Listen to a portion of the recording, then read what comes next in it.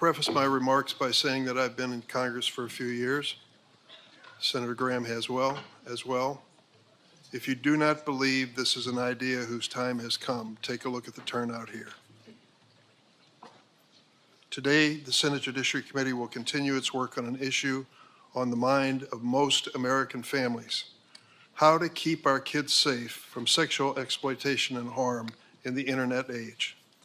Online child sexual exploitation includes the use of online platforms to target and groom children, and the production and endless distribution of child sexual abuse material, CSAM, which can haunt victims for their entire lives and in some cases take their lives. Everyone here will agree this conduct is abhorrent. I'd like to turn to a brief video to hear directly from the victims, the survivors, about the impact these crimes have had on them.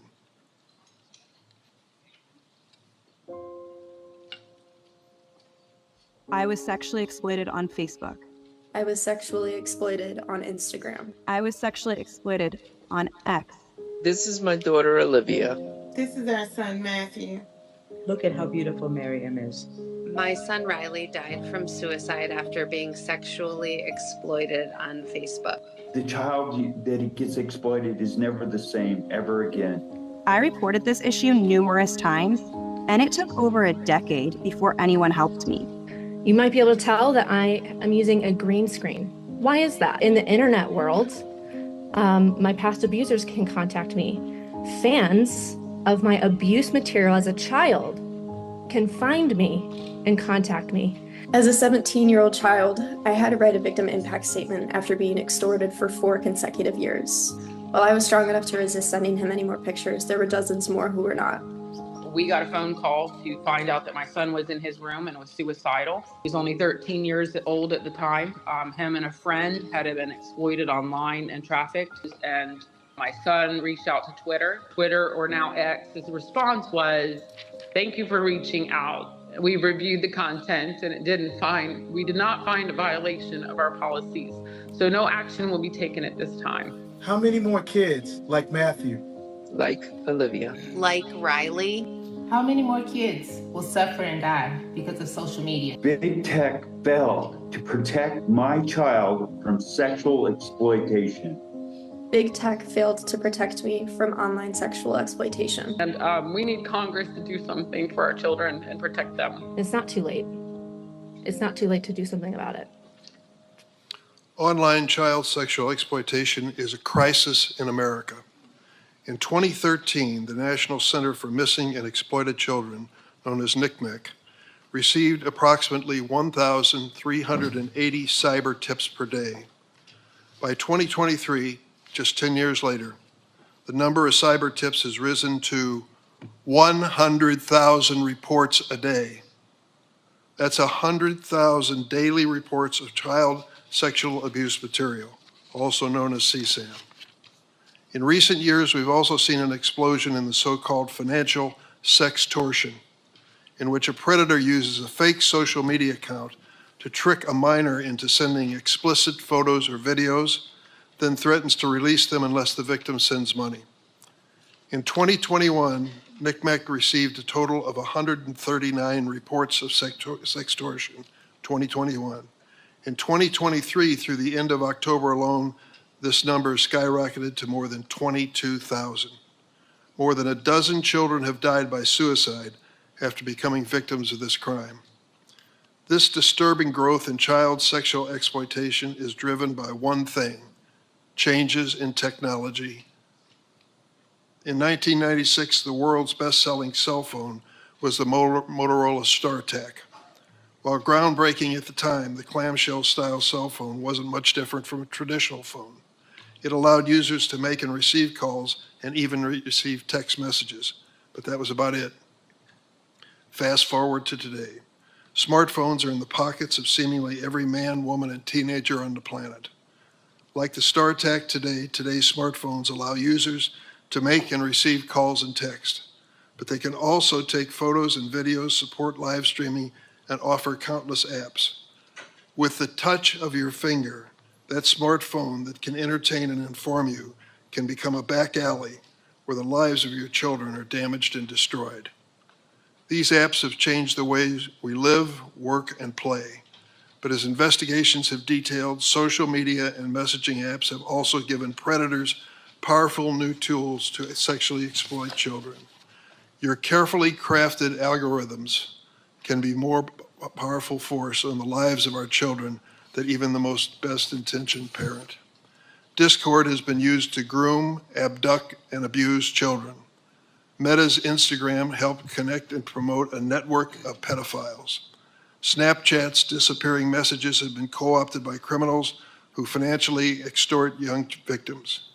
TikTok has become a, quote, platform of choice for predators to access, engage, and groom children for abuse. And the prevalence of CSAM on X has grown as the company has gutted its trust and safety workforce. Today, we'll hear from the CEOs of those companies. They are not only the tech companies that have contributed to this crisis, they are responsible for many of the dangers our children face online. Their design choices, their failures to adequately invest in trust and safety, their constant pursuit of engagement and profit over basic safety have all put our kids and grandkids at risk. Coincidentally,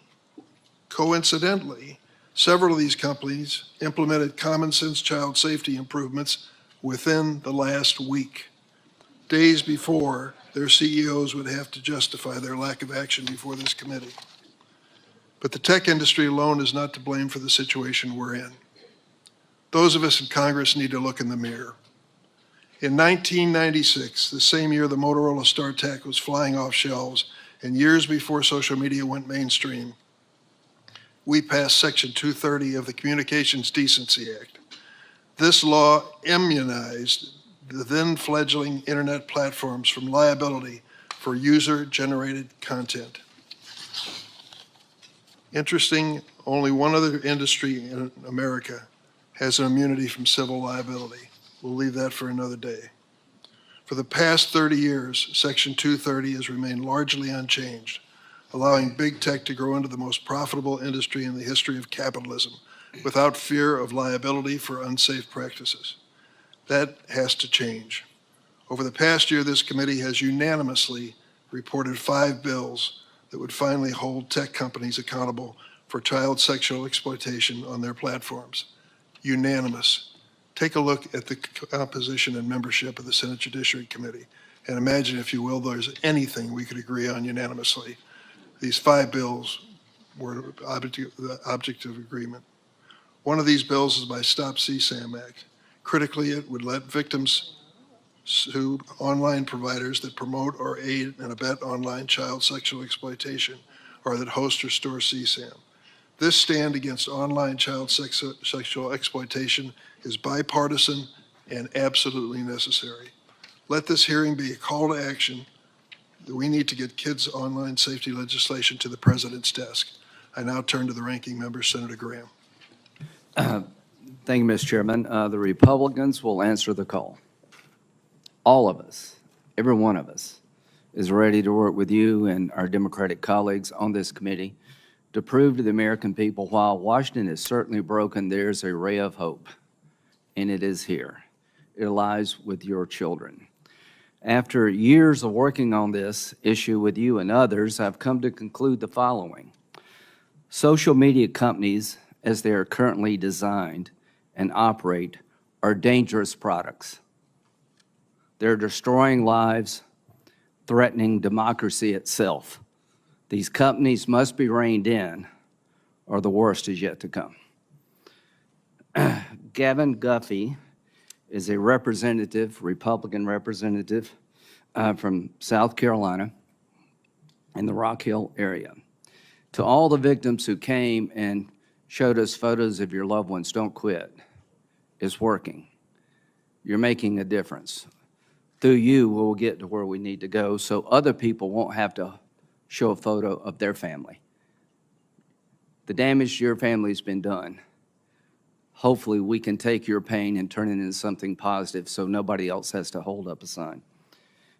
Gavin's son got online with Instagram and was tricked by a group in Nigeria that put up a young lady posing to be his girlfriend. And as things go at that stage in life, he gave her some photos, compromising sexual photos, and it turned out that she was part of a extortion group in Nigeria.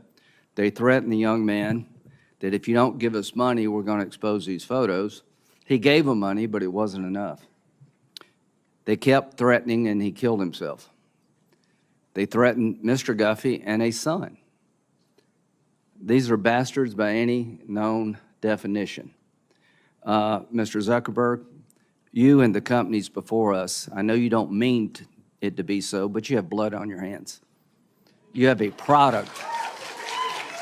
You have a product that's killing people. When we had cigarettes killing people, we did some about it, maybe not enough. You're going to talk about guns, we have the ATF. Nothing here. There's not a damn thing anybody can do about it. You can't be sued.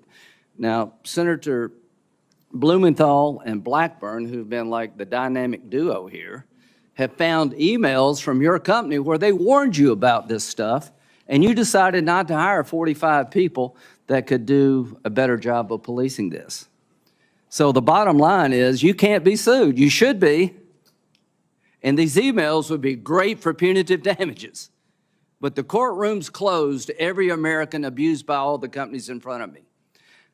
Of all the people in America we could give blanket liability protection to, this would be the last group I would pick. It is now time to repeal Section 230. This committee is made up of ideologically most different people you could find. We've come together through your leadership, Mr. Chairman, to pass 5 bills to deal with the problem of exploitation of children. I'll talk about them in depth in a little bit. The bottom line is all these bills have met the same fate.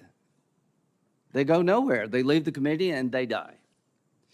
Now, there's another approach. What do you do with dangerous products? You either allow lawsuits, you have statutory protections to protect consumers, or you have a commission of sorts to regulate the industry in question, to take your license away if you have a license, to fine you. None of that exists here. We live in America in 2024 where there is no regulatory body dealing with the most profitable, biggest companies in the history of the world. They can't be sued, and there's not one law on the book that's meaningful protecting the American consumer. Other than that, we're in a good spot. So here's what I think is going to happen. I think after this hearing today, we're going to put a lot of pressure on our colleagues, leadership of the Republican Democratic Senate, to let these bills get to the floor and vote. And I'm going to go down, starting in a couple of weeks, make unanimous consent request to do CSAM, do the Earn It Act, do your bill, do all of the bills, and you can be famous, come and object. I'm going to give you a chance to be famous. Now, Elizabeth Warren and Lindsey Graham have almost nothing in common. I promised her I would say that publicly. The only thing worse than me doing a bill with Elizabeth Warren is her doing a bill with me. We have sort of parked that because Elizabeth and I see an abuse here that needs to be dealt with. Senator Durbin and I have different political philosophies, but I appreciate what you've done on this committee. You've been a great partner. To all of my Democratic colleagues, thank you very, very much. To my Republican colleagues, thank you all very, very much. Save the applause for when we get a result. It's all talk right now. But there'll come a day, if we keep pressing, to get the right answer for the American people. What is that answer? Accountability. Now, these products have an upside. You've enriched our lives in many ways. Mr. Zuckerberg, you created a product I use.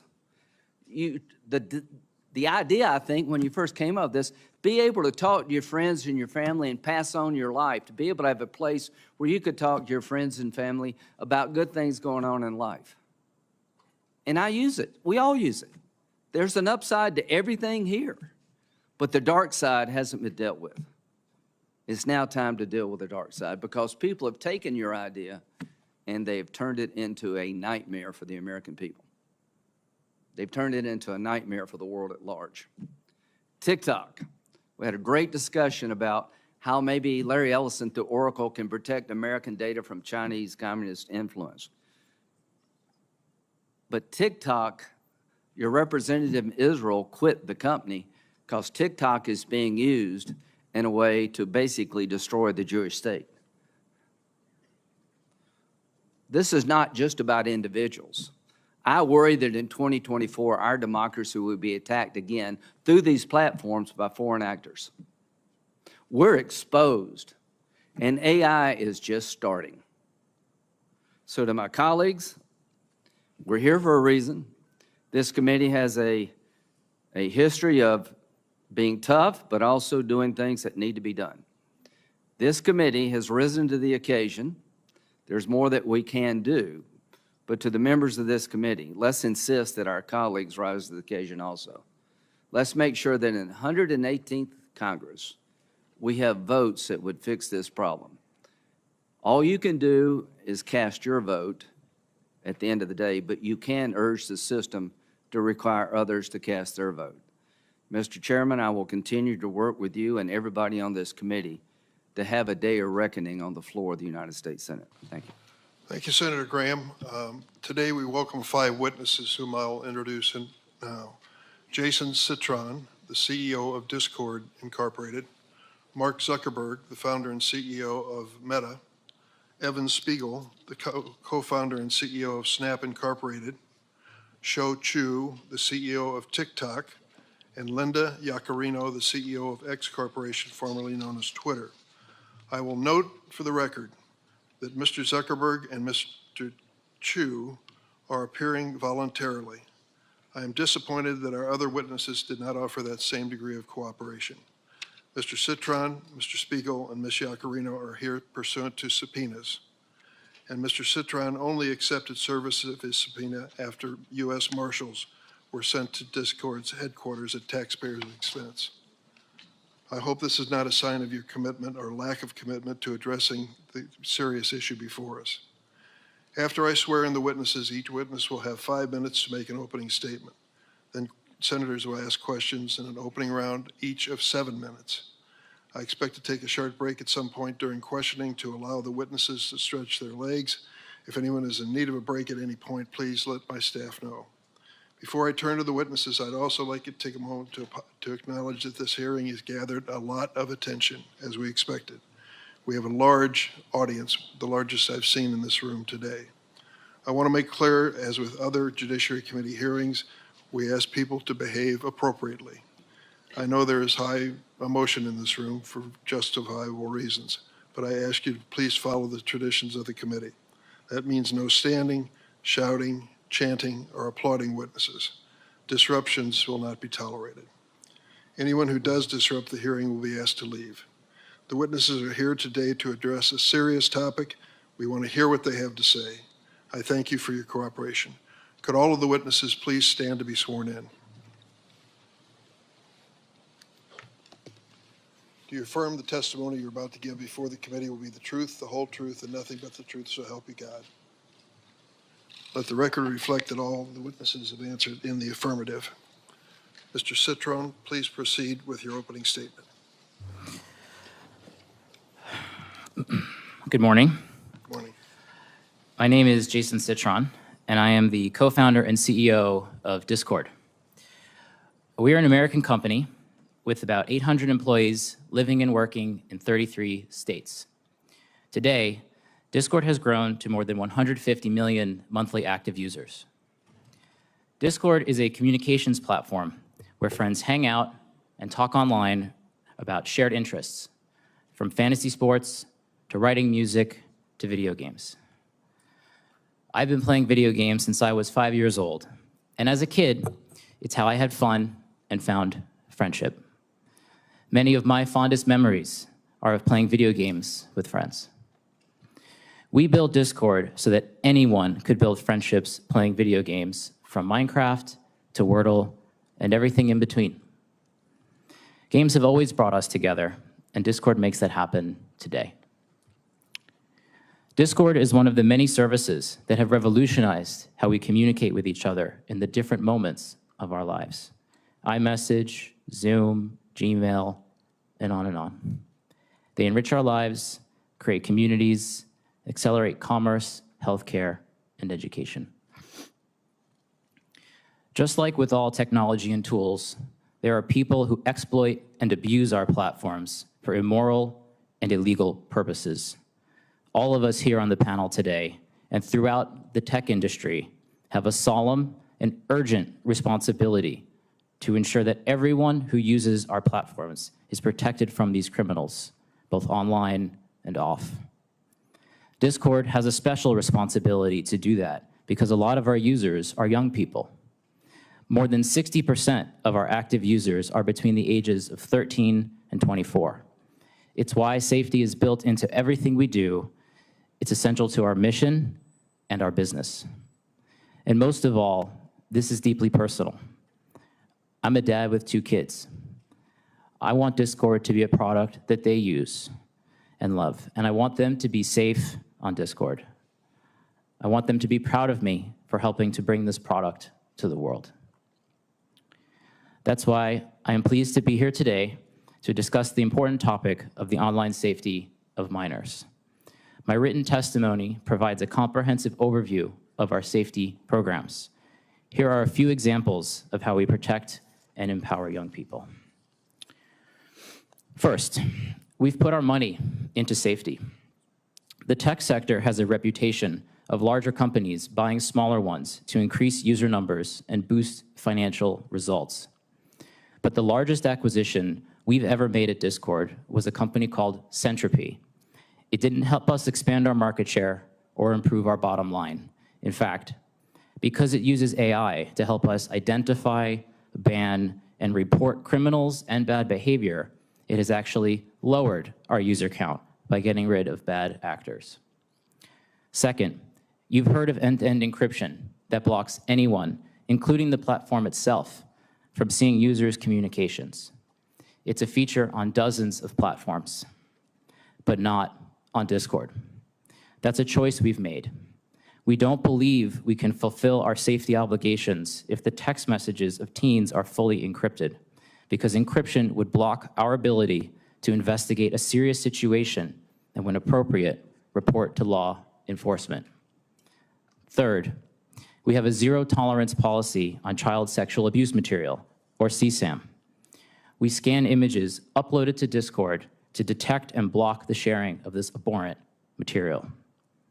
We've also built an innovative tool, Teen Safety Assist, that blocks explicit images and helps young people easily report unwelcome conversations. We've also developed a new semantic hashing technology for detecting novel forms of CSAM called CLIP, and we're sharing this technology with other platforms through the Tech Coalition. Finally, we recognize that improving online safety requires all of us to work together. So we partner with nonprofits, law enforcement, and our tech colleagues to stay ahead of the curve in protecting young people online. We want to be the platform that empowers our users to have better online experiences, to build true connections, genuine friendships, and to have fun. Senators, I sincerely hope today is the beginning of an ongoing dialogue that results in real improvements in online safety. I look forward to your questions and to helping the committee learn more about Discord. Thank you, Mr. Citron. Mr. Zuckerberg. Chairman Durbin, Ranking Member Graham, and members of the committee. Every day, teens and young people do amazing things on our services. They use our apps to create new things, express themselves, explore the world around them, and feel more connected to the people they care about. Overall, teens tell us that this is a positive part of their lives, but some face challenges online, so we work hard to provide parents and teens support and controls to reduce potential harms. Being a parent is one of the hardest jobs in the world. Technology gives us new ways to communicate with our kids and feel connected to their lives, but it can also make parenting more complicated. And it's important to me that our services are positive for everyone who uses them. We are on the side of parents everywhere working hard to raise their kids. Over the last 8 years, we've built more than 30 different tools, resources, and features that parents can set time limits for their teens using our apps, see who they're following, or if they report someone for bullying. For teens, we've added nudges that remind them when they've been using Instagram for a while or if it's getting late and they should go to sleep, as well as ways to hide words or people without those people finding out. We put special restrictions on teen accounts on Instagram. By default, accounts for under 16s are set to private, have the most restrictive content settings, and can't be messaged by adults that they don't follow or people they aren't connected to. With so much of our lives spent on mobile devices and social media, it's important to look into the effects on teen mental health and well-being. I take this very seriously. Mental health is a complex issue, and the existing body of scientific work has not shown a causal link between using social media and young people having worse mental health outcomes. A recent National Academies of Science report evaluated over 300 studies and found that research, quote, did not support the conclusion that social media causes changes in adolescent mental health at the population level, end quote. It also suggested that social media can provide significant positive benefits when young people use it to express themselves, explore and connect with others. Still, we're going to continue to monitor the research and use it to inform our roadmap. Keeping young people safe online has been a challenge since the internet began, and as criminals evolve their tactics, we have to evolve our defenses too. We work closely with law enforcement to find bad actors and help bring them to justice, but the difficult reality is that no matter how much we invest or how effective our tools are, there's always more to learn and more improvements to make. But we remain ready to work with members of this committee, industry, and parents to make the internet safer for everyone. I'm proud of the work that our teams do to improve online child safety on our services and across the entire internet.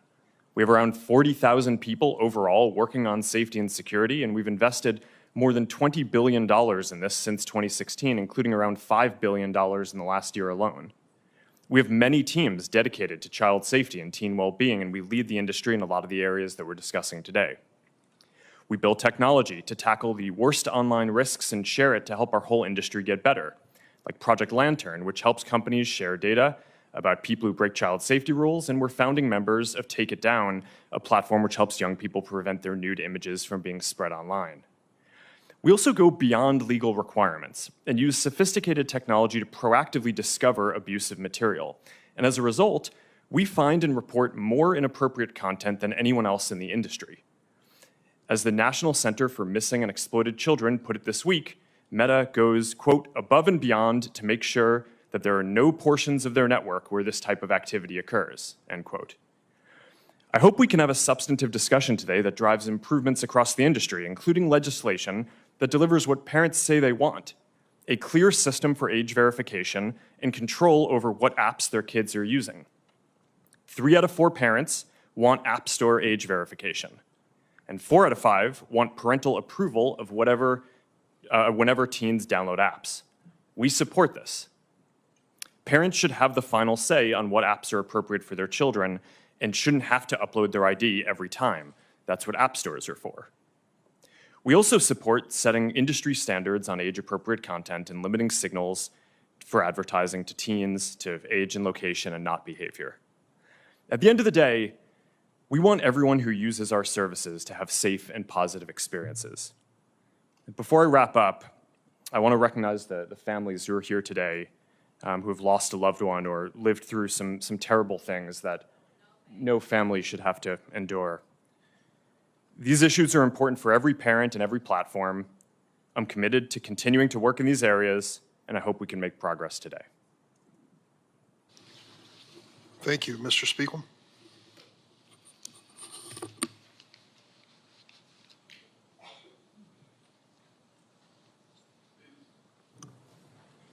Chairman Durbin, Ranking Member Graham, and members of the committee, thank you for convening this hearing and for moving forward important legislation to protect children online.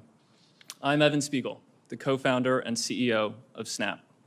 We created Snapchat, an online service that is used by more than 800 million people worldwide to communicate with their friends and family. I know that many of you have been working to protect children online since before Snapchat was created, and we are grateful for your long-term dedication to this cause and your willingness to work together to help keep our community safe. I want to acknowledge the survivors of online harms and the families who are here today who have suffered the loss of a loved one. Words cannot begin to express the profound sorrow I feel that a service we designed to bring people happiness and joy has been abused to cause harm. I want to be clear that we understand our responsibility to keep our community safe. I also want to recognize the many families who have worked to raise awareness on these issues, pushed for change, and collaborated with lawmakers on important legislation like the Cooper-Davis Act, which can help save lives. I started building Snapchat with my co-founder Bobby Murphy when I was 20 years old. We designed Snapchat to solve some of the problems that we experienced online when we were teenagers. We didn't have an alternative to social media. That meant pictures shared online were permanent, public, and subject to popularity metrics. It didn't feel very good. We built Snapchat differently because we wanted a new way to communicate with our friends that was fast, fun, and private. A picture is worth 1,000 words, so people communicate with images and videos on Snapchat. We don't have public likes or comments when you share your story with friends. Snapchat is private by default, meaning that people need to opt in to add friends and choose who can contact them. When we built Snapchat, we chose to have the images and videos sent through our service delete by default. Unlike prior generations who've enjoyed the privacy afforded by phone calls, which aren't recorded, our generation has benefited from the ability to share moments through Snapchat that may not be picture perfect, but instead convey emotion without permanence. Even though Snapchat messages are deleted by default, we let everyone know that images and videos can be saved by the recipient. When we take action on illegal or potentially harmful content, we also retain the evidence for an extended period, which allows us to support law enforcement and hold criminals accountable. To help prevent the spread of harmful content on Snapchat, we approve the content that is recommended on our service using a combination of automated processes and human review. We apply our content rules consistently and fairly across all accounts. We run samples of our enforcement actions through quality assurance to verify that we're getting it right. We also proactively scan for known child sexual abuse material, drug-related content, and other types of harmful content, remove that content, deactivate and device block offending accounts, preserve the evidence for law enforcement, and report certain content to the relevant authorities for further action. Last year, we made 690,000 reports to the National Center for Missing and Exploited Children, leading to more than 1,000 arrests. We also removed 2.2 million pieces of drug-related content and blocked 705,000 associated accounts. Even with our strict privacy settings, content moderation efforts, proactive detection, and law enforcement collaboration, bad things can still happen when people use online services. That's why we believe that people under the age of 13 are not ready to communicate on Snapchat. We strongly encourage parents to use the device-level parental controls on iPhone and Android. We use them in our own household, and my wife approves every app that our 13-year-old downloads. For parents who want more visibility and control, we built Family Center in Snapchat, where you can view who your teen is talking to, review privacy settings, and set content limits.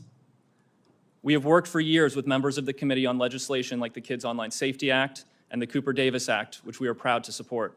I want to encourage broader industry support for legislation protecting children online. No legislation is perfect, but some rules of the road are better than none. Much of the work that we do to protect people that use our service would not be possible without the support of our partners across the industry, government, nonprofit organizations, NGOs, and in particular law enforcement and the first responders who have committed their lives to helping keep people safe. I am profoundly grateful for the extraordinary efforts across our country and around the world to prevent criminals from using online services to perpetrate their crimes. I feel an overwhelming sense of gratitude for the opportunities that this country has afforded me and my family. I feel a deep obligation to give back and to make a positive difference, and I am grateful to be here today as part of this vitally important democratic process. Members of the committee, I give you my commitment that we will be part of the solution for online safety. We will be honest about our shortcomings, and we will work continuously to improve. Thank you, and I look forward to answering your questions. Thank you, Mr. Spiegel. Mr. Chu. Chair Durbin, Ranking Member Graham, and members of the committee, I appreciate the opportunity to appear before you today. My name is Shou Chu, and I'm the CEO of TikTok, an online community of more than 1 billion people worldwide, including well over 170 million Americans who use our app every month to create, to share, and to discover. Now, although the average age on TikTok in the US is over 30, we recognize that special safeguards are required to protect minors, and especially when it comes to combating all forms of CSAM. As a father of 3 young children myself, I know that the issues that we're discussing today are horrific and the nightmare of every parent. I am proud of our efforts to address the threats to young people online, from a commitment to protecting them to our industry-leading policies, use of innovative technology, and significant ongoing investments in trust and safety to achieve this goal.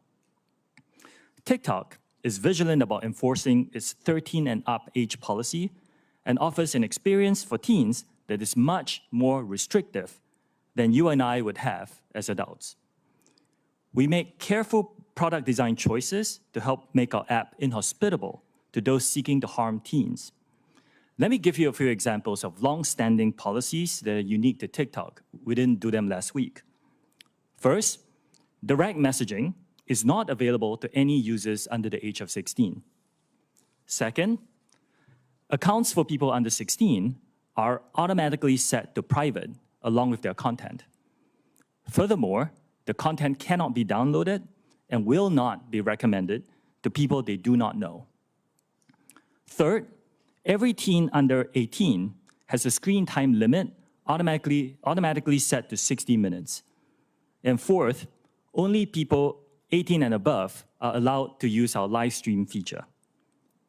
I'm proud to say that TikTok was among the first to empower parents to supervise their teens on our app with our family pairing tools. This includes setting screen time limits, filtering out content from the teens' feeds, amongst others.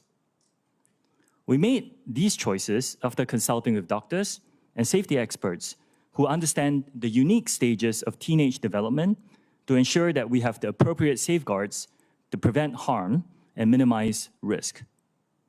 Now, safety is one of the core priorities that defines TikTok under my leadership. We currently have more than 40,000 trust and safety professionals working to protect our community globally. And we expect to invest more than $2 billion in trust and safety efforts this year alone, with a significant part of that in our US operations. Our robust community guidelines strictly prohibit content or behavior that puts teenagers at risk of exploitation or other harm, and we vigorously enforce them. Our technology moderates all content uploaded to our app to help quickly identify potential CSAM and other material that breaks our rules. It automatically removes the content or elevates it to our safety professionals for further review. We also moderate direct messages for CSAM and related material, and use third-party tools like PhotoDNA and Take It Down to combat CSAM to prevent content from being uploaded to our platform. We continually meet with parents, teachers, and teens. In fact, I sat down with a group just a few days ago.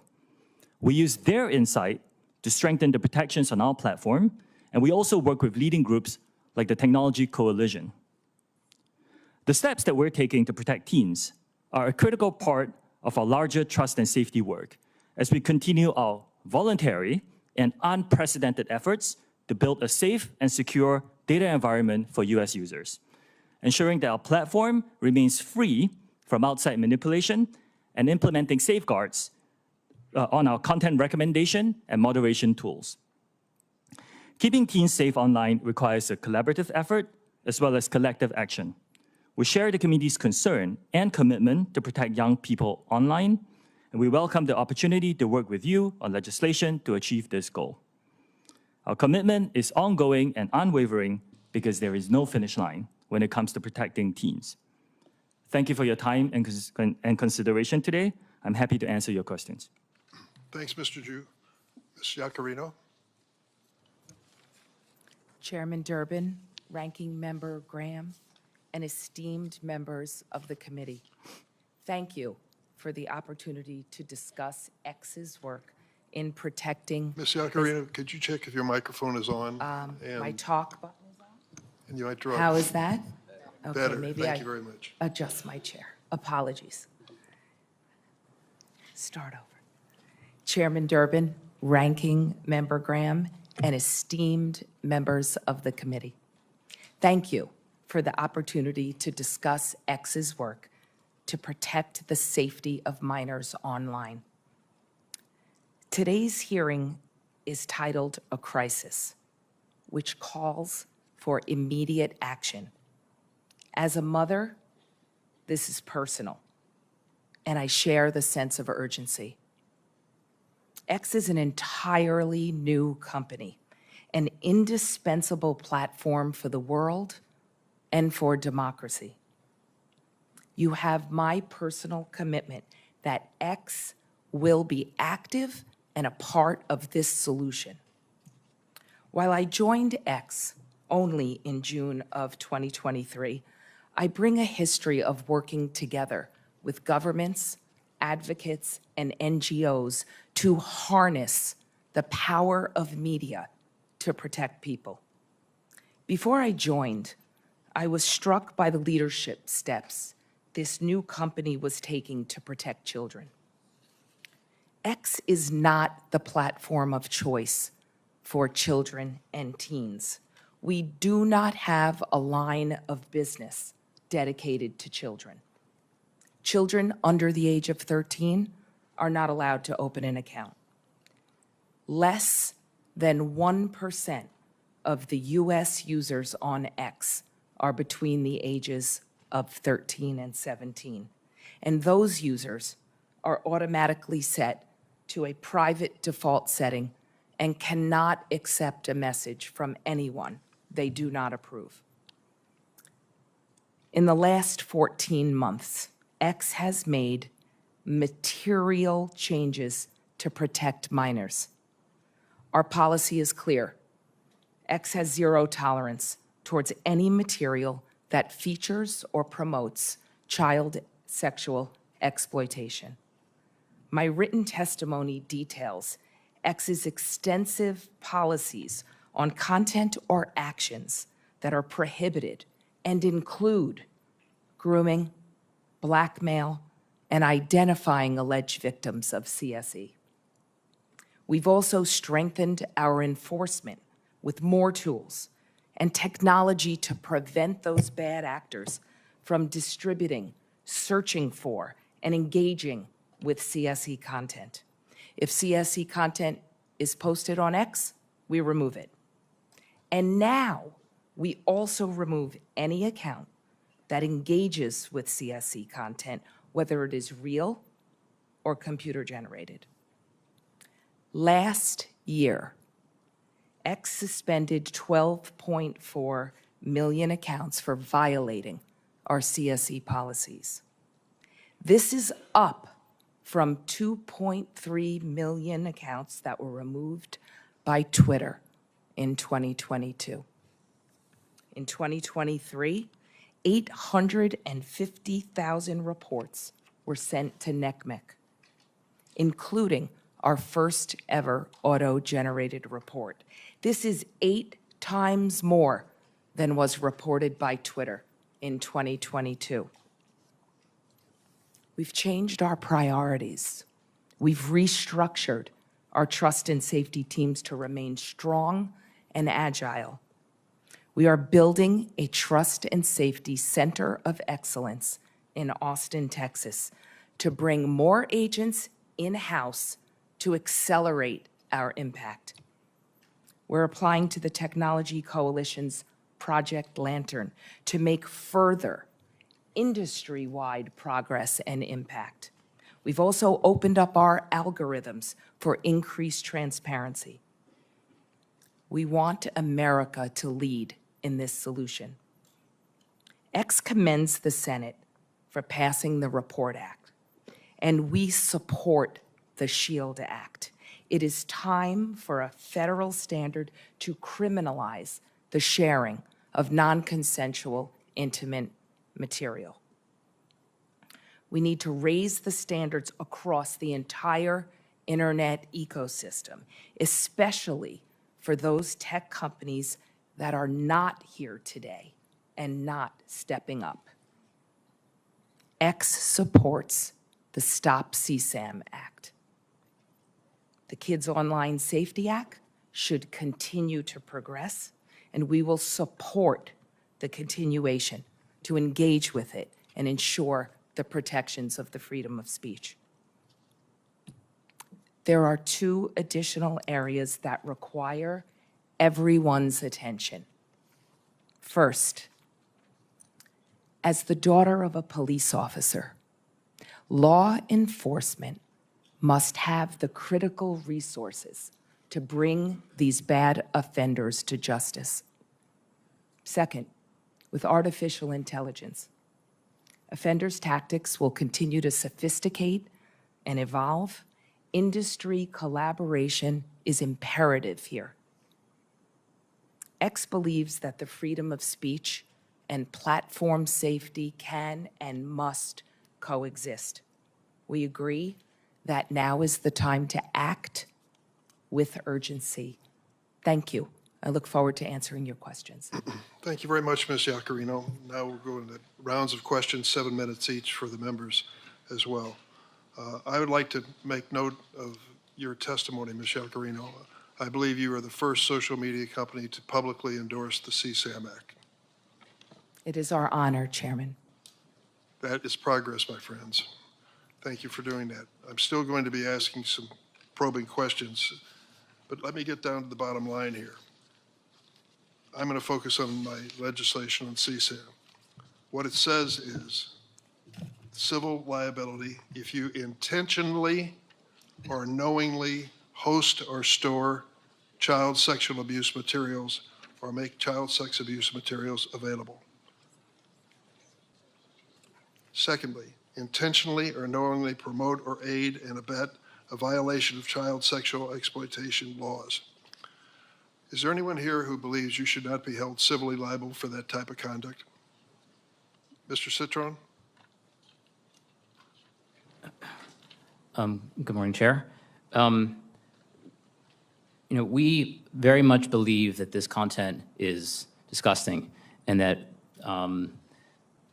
there are many things about the Stop CSAM bill that I think are very encouraging, and we very much support adding more resources for the cyber tip line and modernizing that along with giving more resources to NECMEC. I'd be very open to having conversations with you and your team to talk through the details of the bill some more. I sure would like to do that, because if you intentionally or knowingly host or store CSAM, I think you ought to at least be civilly liable. I can't imagine anyone who would disagree with that.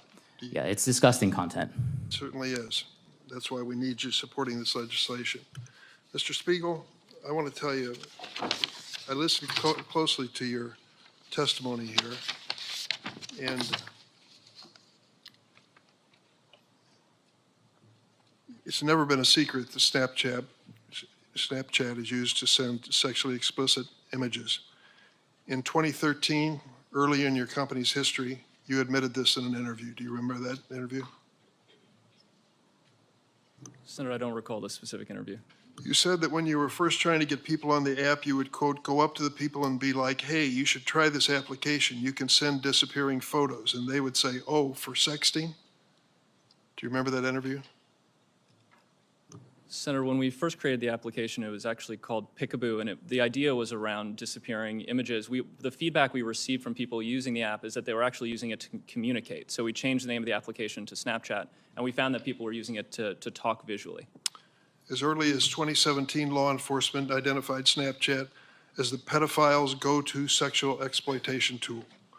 The case of a 12-year-old girl identified in court only as LW shows the danger. Over 2.5 years, a predator sexually groomed her, sending her sexually explicit images and videos over Snapchat. The man admitted that he only used Snapchat with LW and not any other platforms because he, quote, knew that chats would go away. Did you and everyone else at Snap really fail to see that the platform was the perfect tool for sexual predators?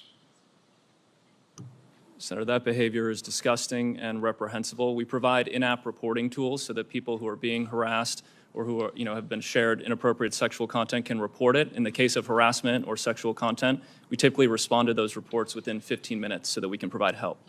When LW, the victim, sued Snapchat, her case was dismissed under Section 230 of the Communications Decency Act.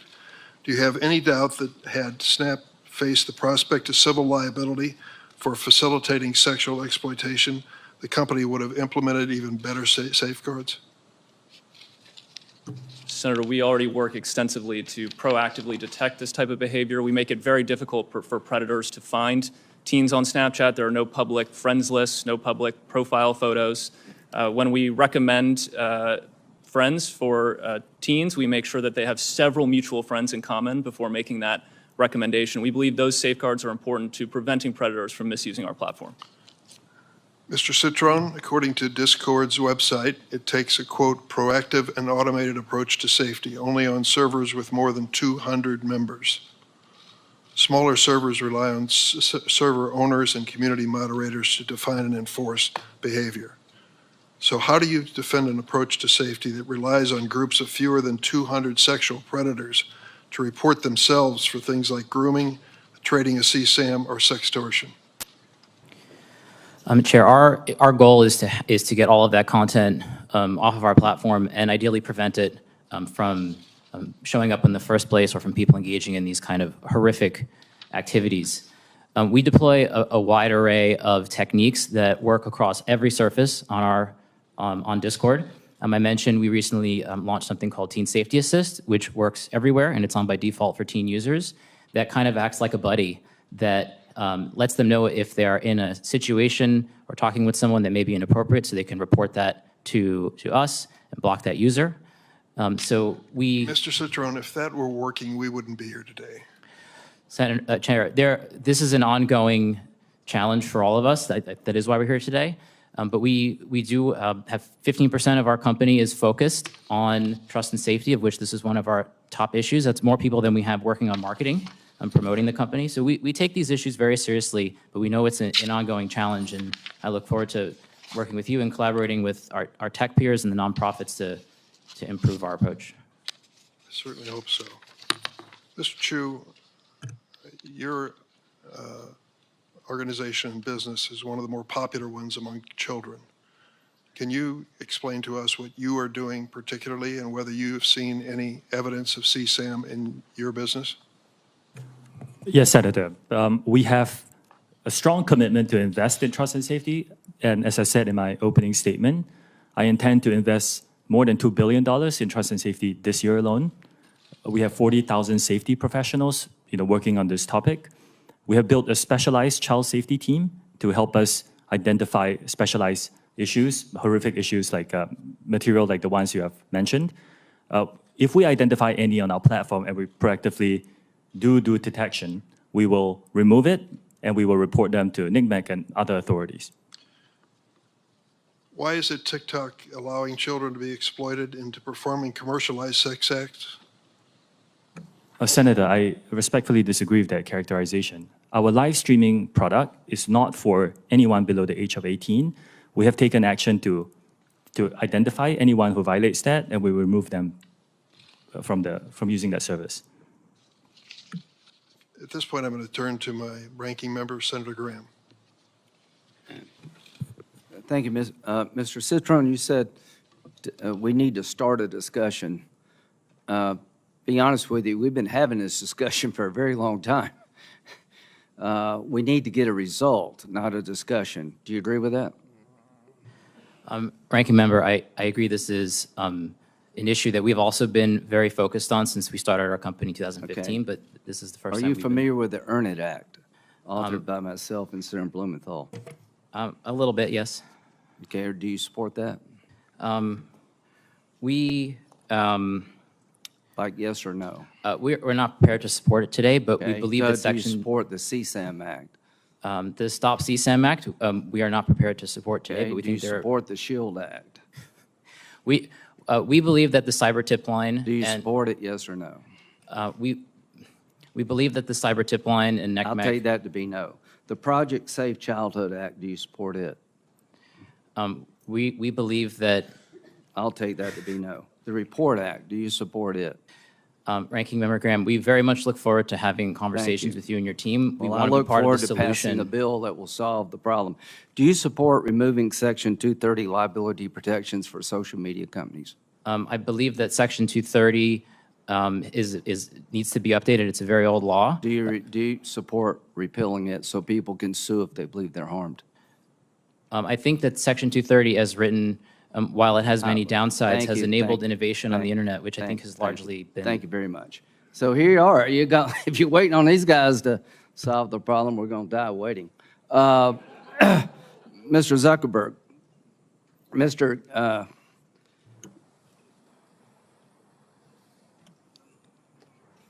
Try to be respectful here. The representative from South Carolina, Mr. Guffey's son got caught up in a sex extortion ring in Nigeria using Instagram. He was shaken down, paid money. That wasn't enough, and he killed himself using Instagram. What would you like to say to him? It's terrible. I mean, no one should have to go through something like that. Do you think he should be allowed to sue you? I think that they can sue us. Well, I think he should, and he can't. So the bottom line here, folks, is that this committee is done with talking. We passed 5 bills unanimously that in their different ways, and look at who did this. Graham Blumenthal, Durbin Hawley, Klobuchar Cornyn, Klobuchar, Blackburn, and Ossoff. I mean, we've found common ground here that just is astonishing. And we've had hearing after hearing, Mr. Chairman, and the bottom line is I've come to conclude, gentlemen, that you're not going to support any of this. Linda, how you say your last name? Yacarino. Do you support the Earn It Act? We strongly support the collaboration to raise industry practices to Do you support the Earn prevent It Act? CSAM. Do you support the Earn It? In English, do you support the Earn It Act? Yes or no?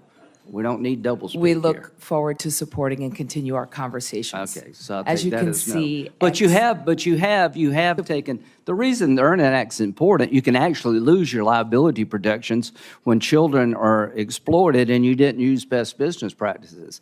See, the Earn It Act means you have to earn liability protection. You're given it no matter what you do. So to the members of this committee, it is now time to make sure that the people who holding up the signs can sue on behalf of their loved ones.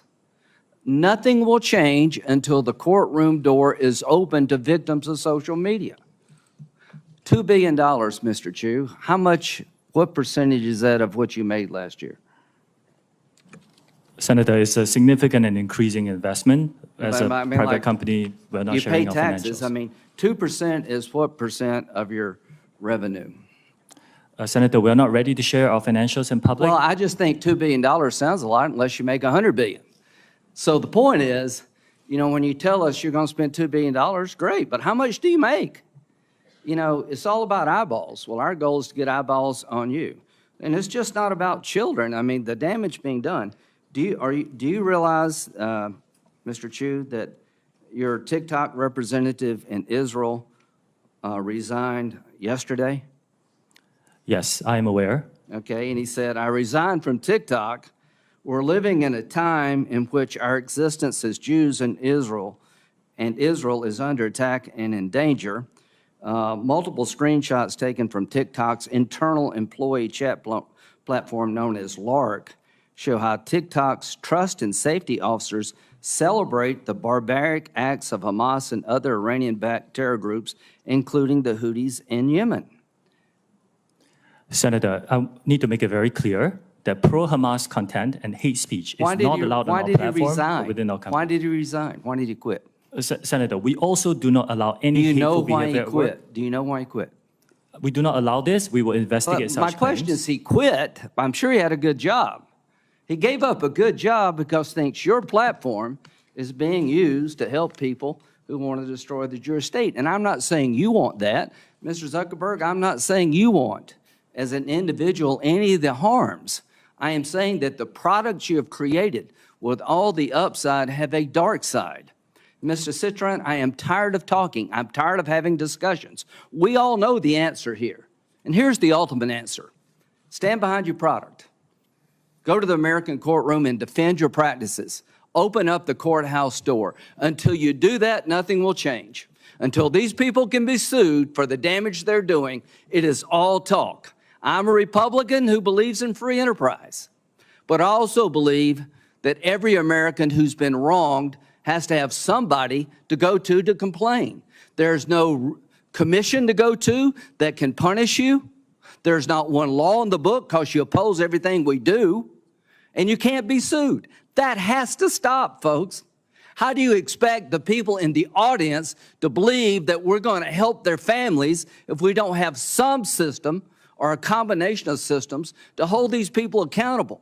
Because for all the upside, the dark side is too great to live with. We do not need to live this way as Americans. Thank you, Senator Graham. Senator Klobuchar is next. She's been quite a leader on the subject for quite a long time on the SHIELD Act and with Senator Cornyn on the revenge porn legislation. Senator Klobuchar. Thank you very much, Chairman Durbin, and thank you, Ranking Member Graham, for those words. I couldn't agree more. For too long, we have been seeing the social media companies turn a blind eye when kids have joined these platforms in record numbers. They have used algorithms that push harmful content because that content got popular. They've provided a venue, maybe not knowingly at first, but for dealers to sell deadly drugs like fentanyl.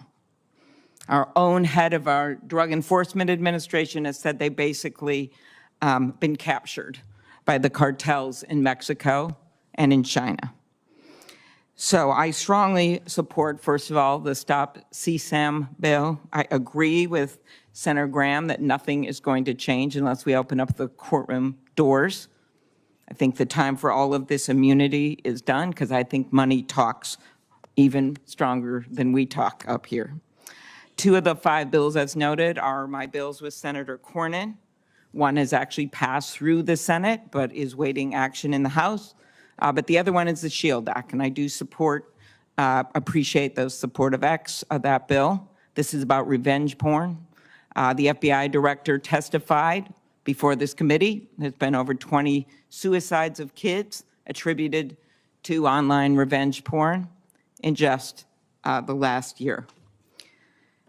But for those parents out there and those families, this is for them about their own child, but it's also about making sure this doesn't happen to other children. I know because I've talked to these parents. Parents like Bridget Noring from Hastings, Minnesota, who is out there today. Bridget lost her teenage son after he took a fentanyl lace pill that he purchased on the internet. Amy Neville is also here.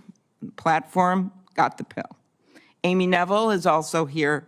Her son Alexander was only 14 when he died after taking a pill he didn't know was actually fentanyl. We're starting a law enforcement campaign, One Pill Kills in Minnesota, going to the schools with the sheriffs and law enforcement. But the way to stop it is, yes, at the border and at the points of entry, but we know that 30% some of the people that are getting the fentanyl are getting it off the platforms. Meanwhile, social media platforms generated $11 billion in revenue in 2022 from advertising directed at children and teenagers, including nearly $2 billion in ad profits derived from users age 12 and under. When a Boeing plane lost a door in mid-flight several weeks ago, nobody questioned the decision to ground a fleet of over 700 planes. So why aren't we taking the same type of decisive action on the danger of these platforms when we know these kids are dying? We have bills that have passed through this incredibly diverse committee when it comes to our political views, that have passed through this committee, and they should go to the floor.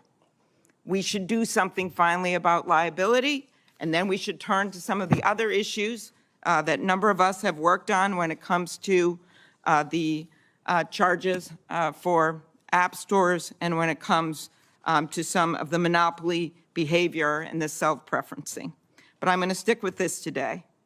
Facts. 1/3 of fentanyl cases investigated over 5 months had direct ties to social media. That's from the DEA.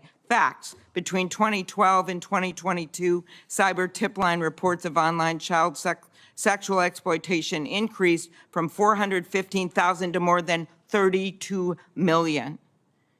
And as I noted, at least 20 victims committed suicide in sextortion cases. So I'm going to start with that, with you, Mr. Citron.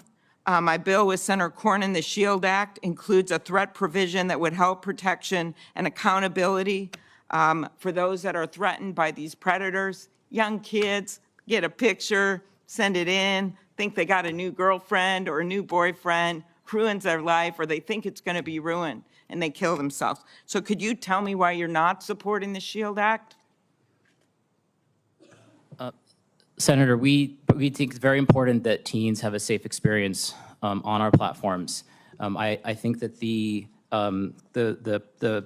portion to strengthen law enforcement's ability to investigate crimes against children and hold bad actors accountable is So are you incredible. holding open that you may support it? We very much would like to have conversations with you. We're open to discussing further. And we do welcome legislation and regulation. You know, this is a very important issue for our country, and you know, we've been prioritizing safety for teens. Thank you. I'm much more interested in if you support it, because there's been so much talk at these hearings and popcorn throwing and the like, and I just want to get this stuff done. I'm so tired of this. It's been 28 years, since the internet. We haven't passed any of these bills because everyone's double talk, double talk. It's time to actually pass them. And the reason they haven't passed is because of the power of your company. So let's be really, really clear about that. So what you say matters. Your words matter.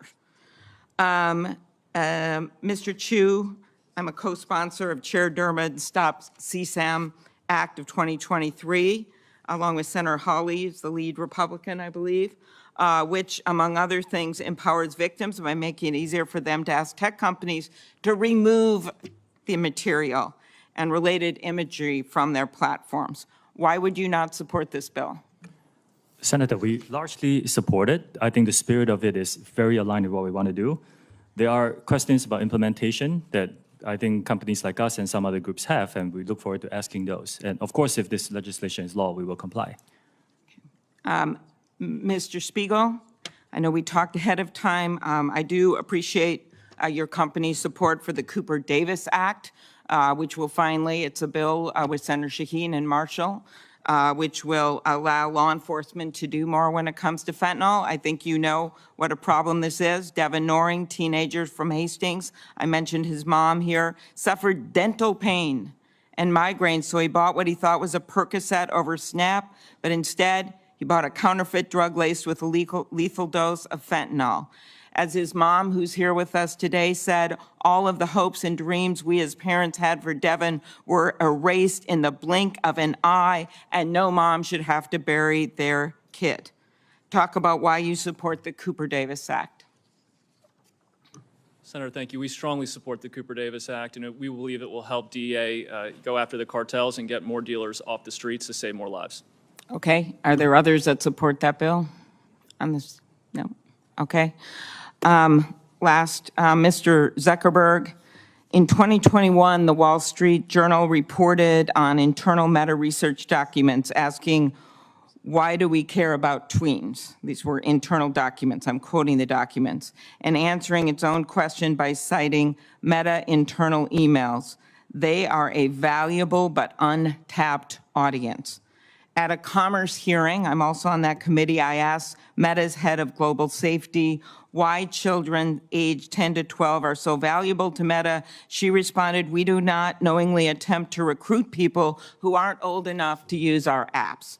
Well, when the 42 state attorneys general, Democrat and Republican, brought their case, they said this statement was inaccurate. Few examples. In 2021, she received an email, Ms. Davis, from Instagram's research director saying that Instagram is investing in experiencing targeting young age roughly 10 to 12. In a February 2021 instant message, one of your employees wrote that Meta is working to recruit Gen Alpha before they reach teenage years. A 2018 email that circulated inside Meta says that you were briefed that children under 13 will be critical for increasing the rate of acquisition when users turn 13. Explain that with what I heard at that testimony at the Commerce hearing, that they weren't being targeted. And I just ask again, as the other witnesses were asked, why your company does not support the Stop CSAM Act or the SHIELD Act. Sure, Senator, I'm happy to talk to both of those. We had discussions internally about whether we should build a kids version of Instagram, like the kids versions of YouTube and other services. We haven't actually moved forward with that, and we currently have no plans to do so. So I can't speak directly to the exact emails that you cited, but it sounds to me like they were deliberations around a project that people internally thought was important, and we didn't end up moving forward with. Okay, but, and the bills, what are you going to say about the two bills? Sure. So overall, I mean, my position on the bills is I agree with the goal of all of them. There are most things that I agree with within them. There are specific things that I would probably do differently. We also have our own legislative proposal for what we think would be most effective in terms of helping the internet and the various companies give parents control over the experience. So I'm happy to go into the detail on any one of them, but ultimately, I mean, I think that this is... Again, well, I think these parents will tell you that this stuff hasn't worked to just give parents control. They don't know what to do. It's very, very hard, and that's why we are coming up with other solutions that we think are much more helpful to law enforcement, but also this idea of finally getting something going on liability. Because I just believe with all the resources you have, that you actually would be able to do more than you're doing, or these parents would be sitting behind you right now in this Senate hearing room. Thank you, Senator Senator, Klobuchar. can I speak to that? Or do you want me to come back later? Please, go ahead. I don't think that parents should have to upload an ID or prove that they're the parent of a child in every single app that their children use. I think the right place to do this, and a place where it would be actually very easy for it to work, is within the app stores themselves, where my understanding is Apple and Google already, or at least Apple, already requires parental consent when a child does a payment with an app. So it should be pretty trivial to pass a law that requires them to make it so that parents have control anytime a child downloads an app and offers consent of that. And the research that we've done shows that the vast majority of parents want that. And I think that that's the type of legislation, in addition to some of the other ideas that you all have, that would make this a lot easier for parents. Just to be clear, I remember one mom telling me, with all these things she could maybe do that she can't figure out, it's like a faucet overflowing in a sink, and she's out there with a mop while her kids are getting addicted to more and more different apps and being exposed to material. We've got to make this simpler for parents so they can protect their kids, and I just don't think this is going to be the way to do it. I think the answer is what Senator Graham has been talking about, which is opening up the halls of the courtroom so that puts it on you guys to protect these parents and protect these kids, and then also to pass some of these laws that makes it easier for law enforcement. Thank you, Senator Klobuchar.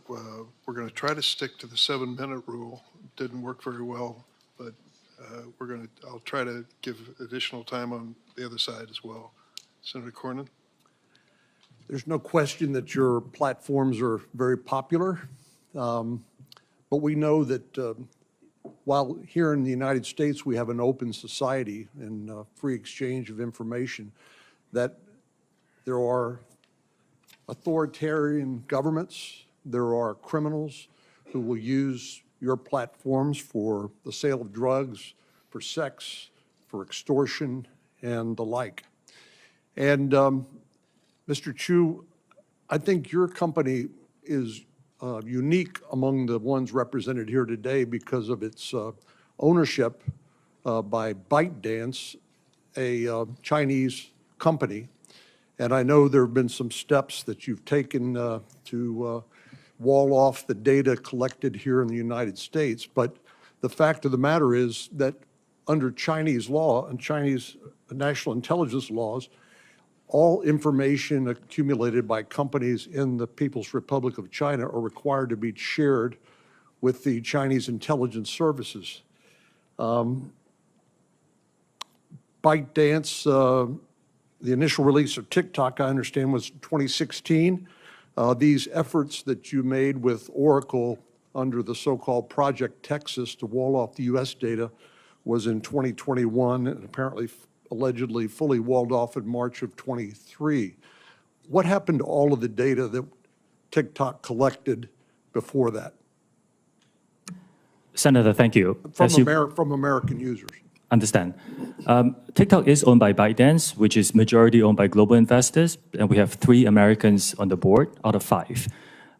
You are right in pointing out that over the last 3 years, we have spent billions of dollars building out Project Texas, which is a plan that is unprecedented in our industry to firewall off protected U.S. data from the rest of our staff. And I'm asking about all of the data that you collected prior to that event. Yes, Senator. We have started a data deletion plan. I talked about this a year ago. We have finished the first phase of data deletion through our data centers outside of the Oracle Cloud infrastructure. And we're beginning phase 2, where we will not only delete from the data centers, we will hire a third party to verify that work.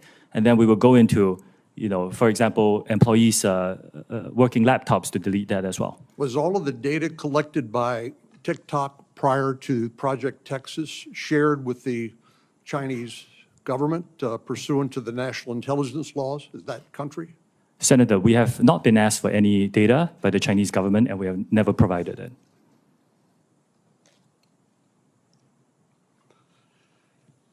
Your company is unique again among the ones represented here today because you're currently undergoing review by the Committee on Foreign Investment in the United States. Is that correct?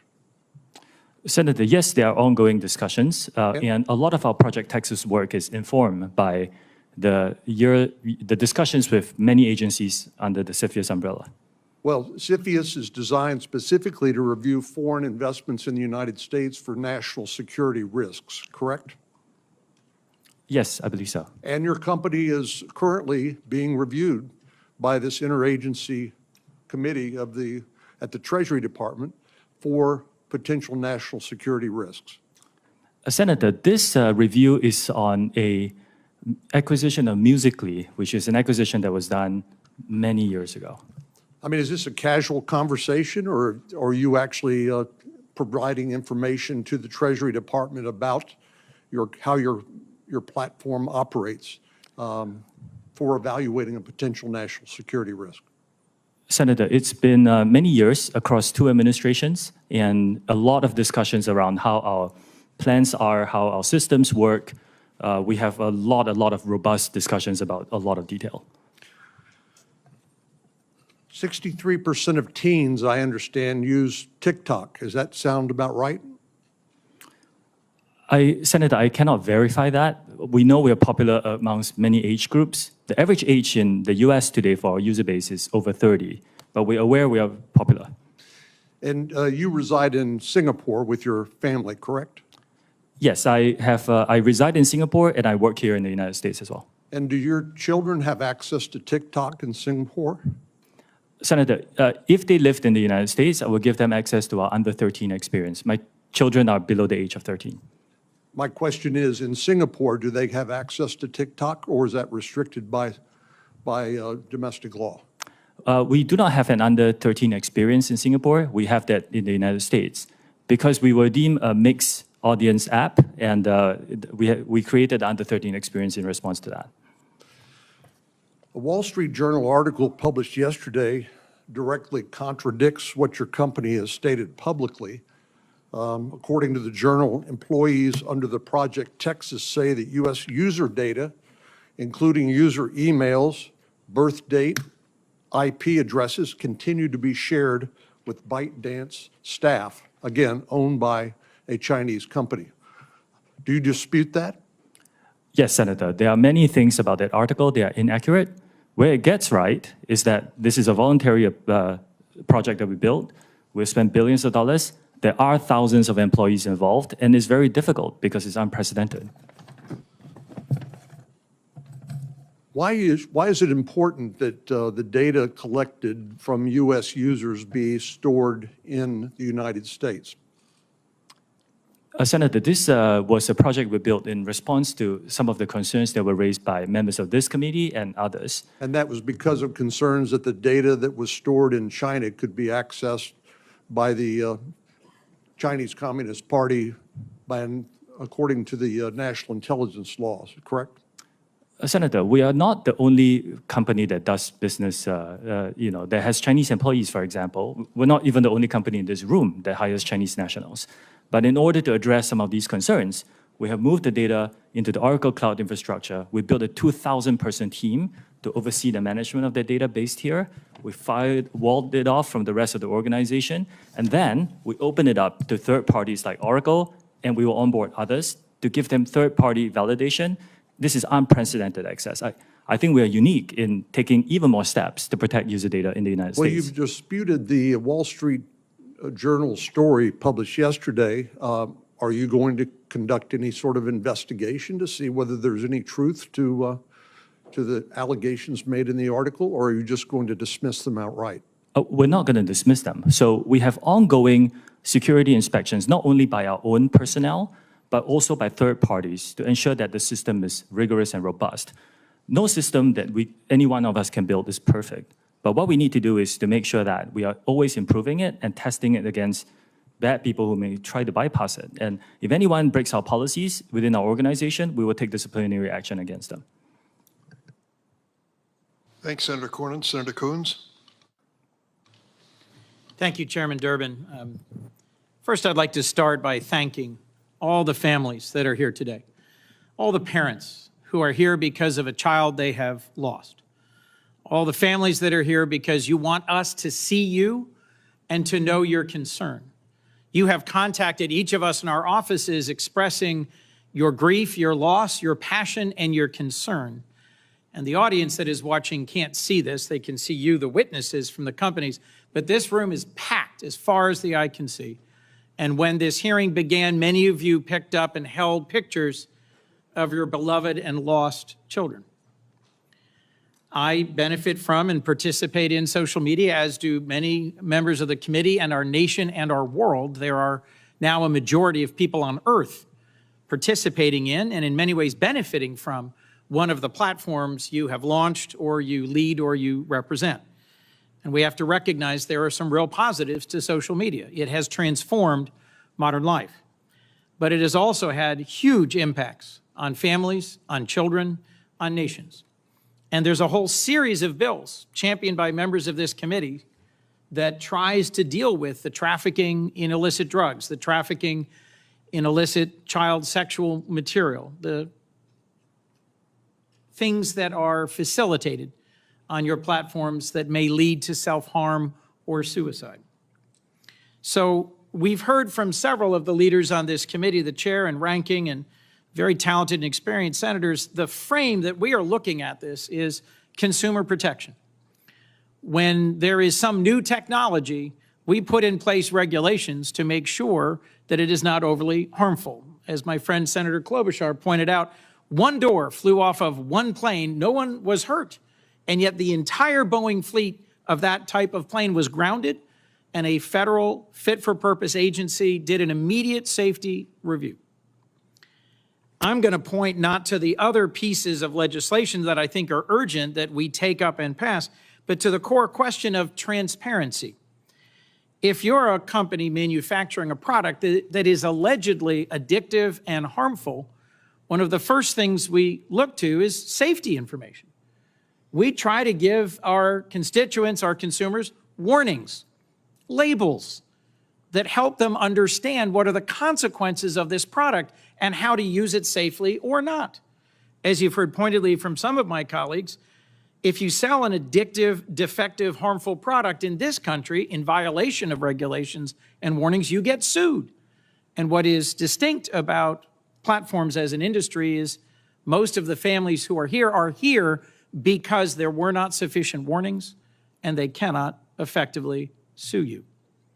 So let me dig in for a moment if I can, because each of your companies voluntarily discloses information about the content and the safety investments you make and the actions you take. There was a question pressed, I think it was by Senator Graham earlier, about TikTok. I believe, Mr. Chu, you said invest $2 billion in safety. My background memo said your global revenue is $85 billion. Mr. Zuckerberg, my background memo says you're investing $5 billion in safety in Meta, and your annual revenue is on the order of $116 billion. So what matters, you can hear some expressions from the parents in the audience, what matters is the relative numbers and the absolute numbers. Your data folks, if there's anybody in this world who understand data, it's you guys. So I want to walk through whether or not these voluntary measures of disclosure of content and harm are sufficient. Because I would argue we're here because they're not.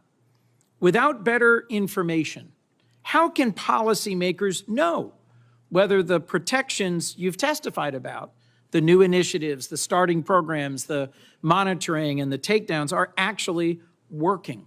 How can we understand meaningfully how big these problems are without measuring and reporting data? Mr. Zuckerberg, your testimony referenced a National Academy of Sciences study that said at the population level, there is no proof about harm for mental health. Well, it may not be at the population level, but I'm looking at a room full of hundreds of parents who have lost children. And our challenge is to take the data and to make good decisions about protecting families and children from harm. So let me ask about what your companies do or don't report. And I'm going to particularly focus on your content policies around self-harm and suicide. And I'm just going to ask a series of yes or no questions. And what I'm getting at is, do you disclose enough? Mr. Zuckerberg, from your policies prohibiting content about suicide or self-harm, do you report an estimate of the total amount of content, not a percentage of the overall, not a prevalence number, but the total amount of content on your platform that violates this policy? And do you report the total number of views that self-harm or suicide-promoting content that violates this policy gets on your platform? Yes, Senator. We pioneered a quarterly reporting on our community standards enforcement across all these different categories of harmful content. We focus on prevalence, which you mentioned, because what we're focused on is what % of the content that we take down. So, Mr. Zuckerberg, I'm going to interrupt you, and you're very talented. I have very little time left. I'm trying to get an answer to a question. Not as a percentage of the total, because remember, it's a huge number, so the percentage is small. But do you report the actual amount of content and the amount of views self-harm content received? No, I believe we focus on prevalence. Correct. You don't. Ms. Yakarina, yes or no? You report it or you don't? Senator, as a reminder, we have less than 1% of our users that are between the ages of 13 and 17. Do you report the absolute number of how many images and how often viewed? Posts and accounts that we've taken down in 2023. Yes. We've taken over almost 1 million posts down that in regards to mental health and self-harm. Mr. Chu, do you disclose the number of appearances of these types of content and how many are viewed before they're taken down? Senator, we disclose the number we take down based on each category of violation and how many of that were taken down proactively before it was reported. Mr. Spiegel? Yes, Senator, we do disclose. Mr. Citron? Yes, we do. So I've got 3 more questions I'd love to walk through if I had unlimited time. I will submit them for the record. The larger point is that platforms need to hand over more content about how the algorithms work, what the content does, and what the consequences are. Not at the aggregate, not at the population level, but the actual numbers of cases so we can understand the content. In closing, Mr. Chairman, I have a bipartisan bill, the Platform Accountability and Transparency Act, co-sponsored by Senators Cornyn, Klobuchar, Blumenthal on this committee and Senator Cassidy and others. It's in front of the Commerce Committee, not this committee. But it would set reasonable standards for disclosure and transparency to make sure that we're doing our jobs based on data. Yes, there's a lot of emotion in this field, understandably. But if we're going to legislate responsibly about the management of the content on your platforms, we need to have better data. Is there any one of you willing to say now that you support this bill? Mr. Chairman, let the record reflect a yawning silence from the leaders of the social media platforms. Thank you. Thanks, Senator Coons. We're on the first of 2 roll calls. And so please understand if some of the members leave and come back, it's no disrespect. They're doing their job. Senator Lee. Thank you, Mr. Chairman.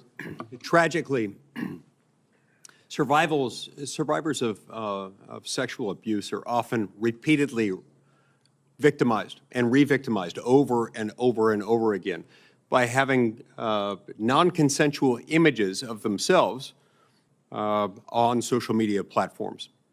There's a NCMEC study that pointed out there was one instance of CSAM that reappeared more than 490,000 times after it had been reported.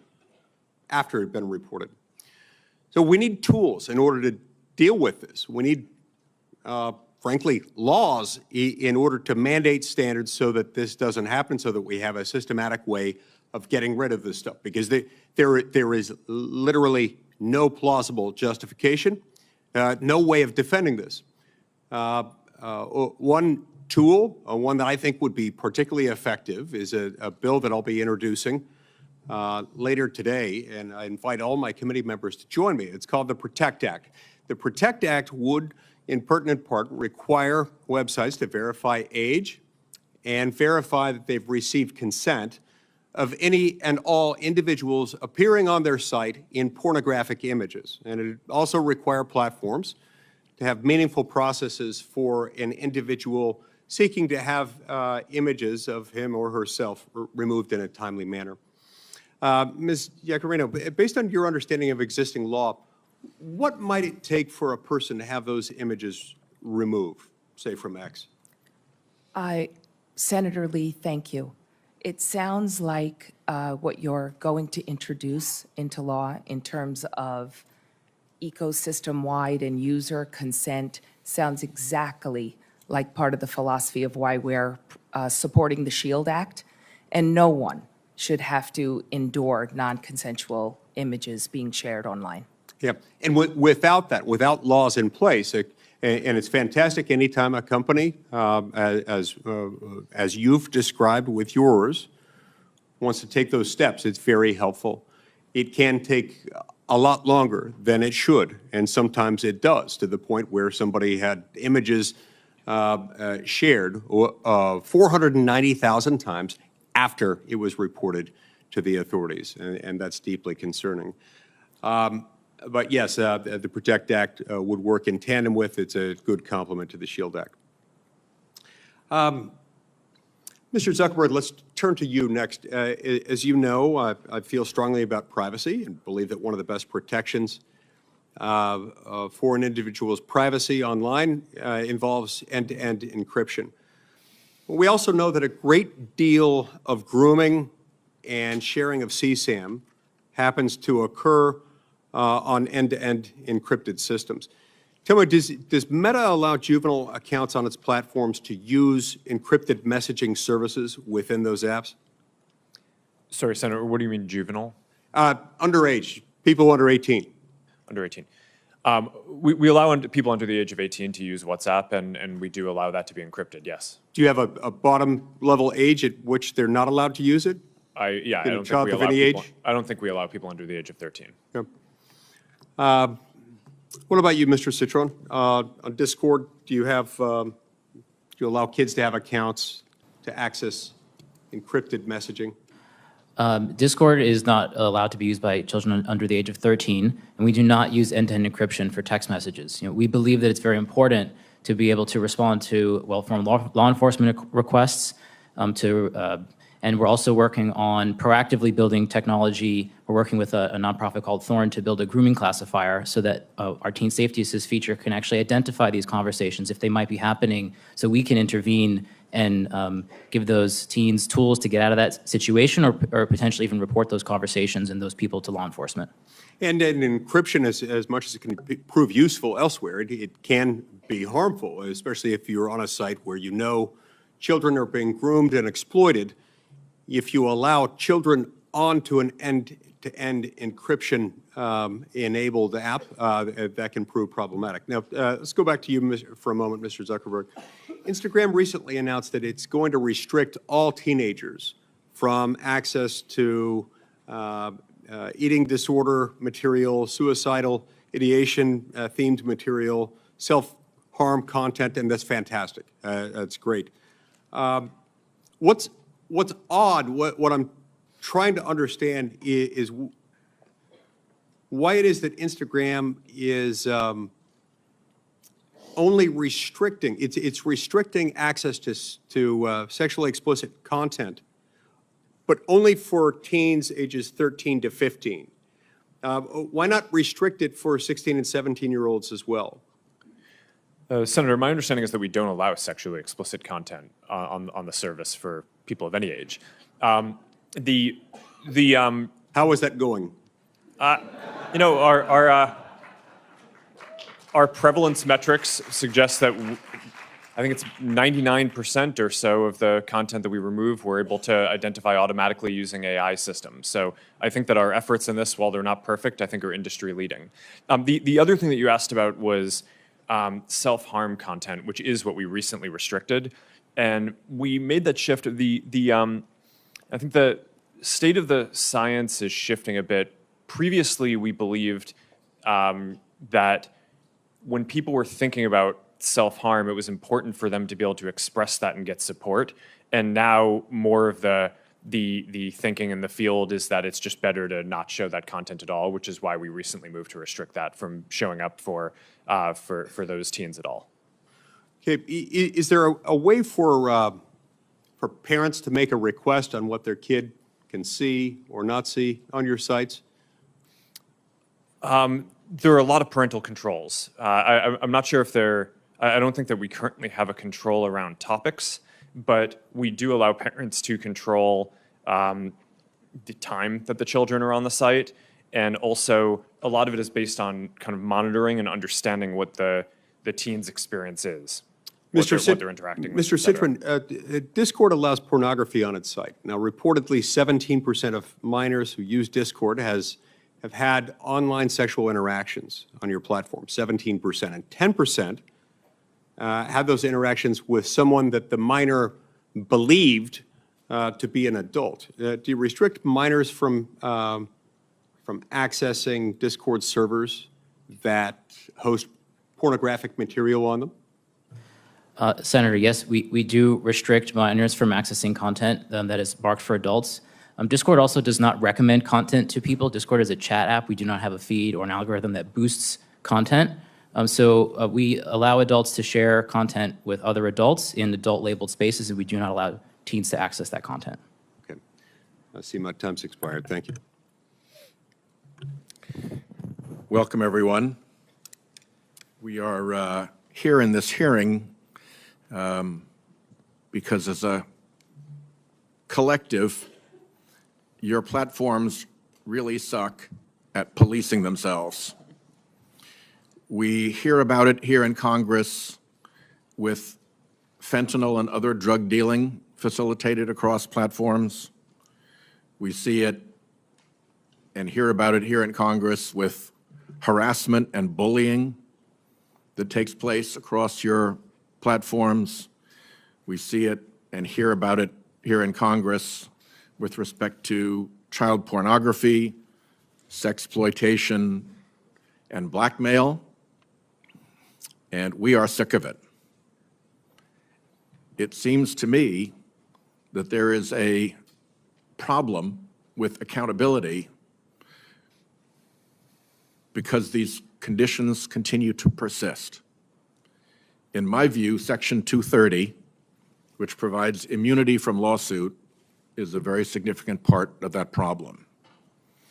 If you look at where bullies have been brought to heel recently, whether it's Dominion finally getting justice against Fox News after a long campaign to try to discredit the election equipment manufacturer, or whether it's the moms and dads of the Sandy Hook victims finally getting justice against InfoWars and its campaign of trying to get people to believe that the massacre of their children was a fake put on by them, or even now, more recently, with a writer getting a very significant judgment against Donald Trump after years of bullying and defamation, an honest courtroom has proven to be the place where these things get sorted out. And I'll just describe one case, if I may. It's called Doe versus Twitter. The plaintiff in that case was blackmailed in 2017 for sexually explicit photos and videos of himself, then aged 13 to 14. A compilation video of multiple CSAM videos surfaced on Twitter in 2019. A concerned citizen reported that video on December 25th, 2019, Christmas Day. Twitter took no action. The plaintiff, then a minor in high school in 2019, became aware of this video from his classmates in January of 2020.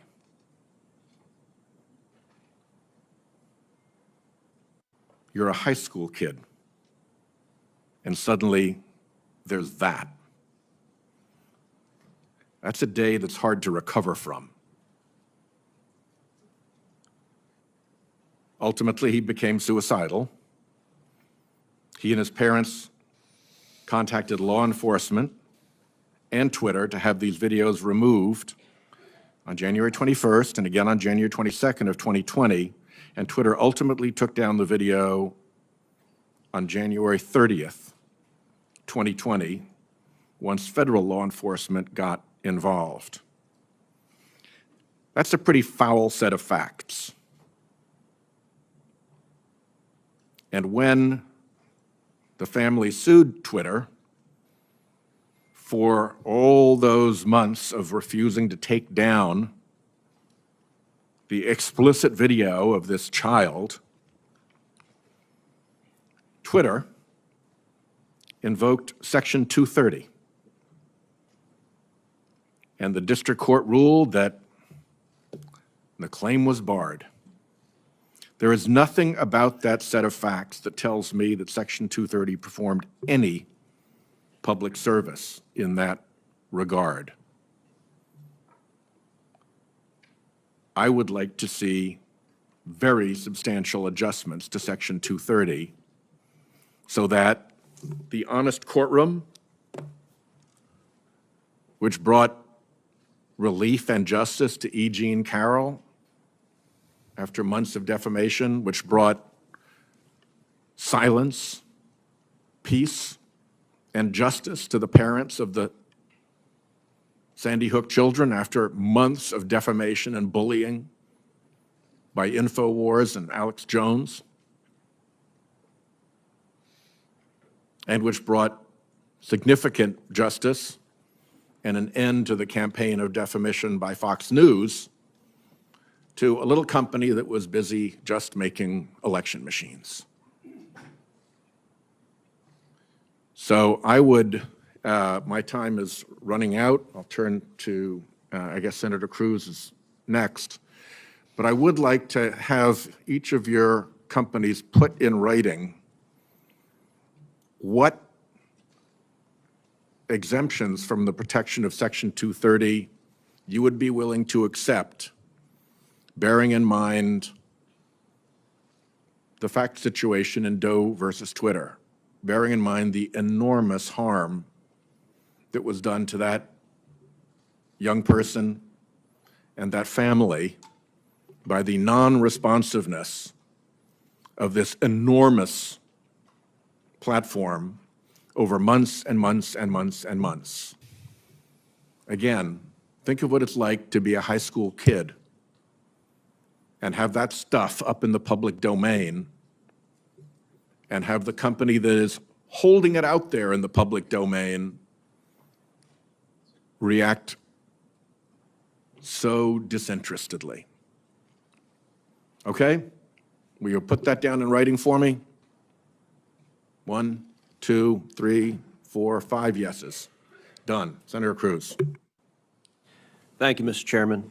Social media is a very powerful tool, but we're here because every parent I know, and I think every parent in America, is terrified about the garbage that is directed at our kids.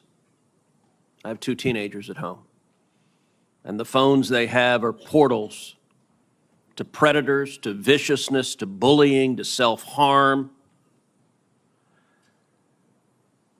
And each of your companies could do a lot more to prevent it. Mr. Zuckerberg, in June of 2023, the Wall Street Journal reported that Instagram's recommendation systems were actively connecting pedophiles to accounts that were advertising the sale of child sexual abuse material. In many cases, those accounts appeared to be run by underage children themselves, often using code words and emojis to advertise illicit material. In other cases, the accounts included indicia that the victim was being sex trafficked. Now, I know that Instagram has a team that works to prevent the abuse and exploitation of children online. But what was particularly concerning about the Wall Street Journal expose was the degree to which Instagram's own algorithm was promoting the discoverability of victims for pedophiles seeking child abuse material. In other words, this material wasn't just living on the dark corners of Instagram. Instagram was helping pedophiles find it by promoting graphic hashtags, including hashtag pedwhore and hashtag preteen sex, to potential buyers. Instagram also displayed the following warning screen to individuals who were searching for child abuse material. These results may contain images of child sexual abuse. And then you gave users 2 choices. Get resources or see results anyway. Mr. Zuckerberg, what the hell were you thinking? All right, Senator.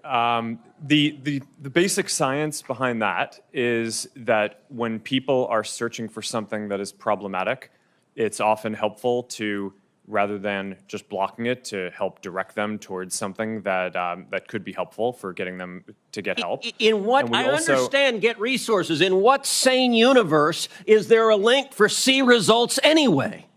Well, because we might be wrong. We try to trigger this warning, or we tried to, when we think that there's any chance that the results. Okay, you might be wrong. Let me ask you, how many times was this warning screen displayed? I don't know, but you don't know. Why don't you know? I don't know the answer to that off the top of my head. But well, you know what, Mr. Zuckerberg? It's interesting you say you don't know it off the top of your head, because I asked it in June of 2023 in an oversight letter, and your company refused to answer. Will you commit right now to within 5 days answering this question for this committee? We'll follow up on that. Is that a yes? Not a will follow up. I know how lawyers write statements saying we're not going to answer. Will you tell us how many times this warning screen was displayed? Yes or no?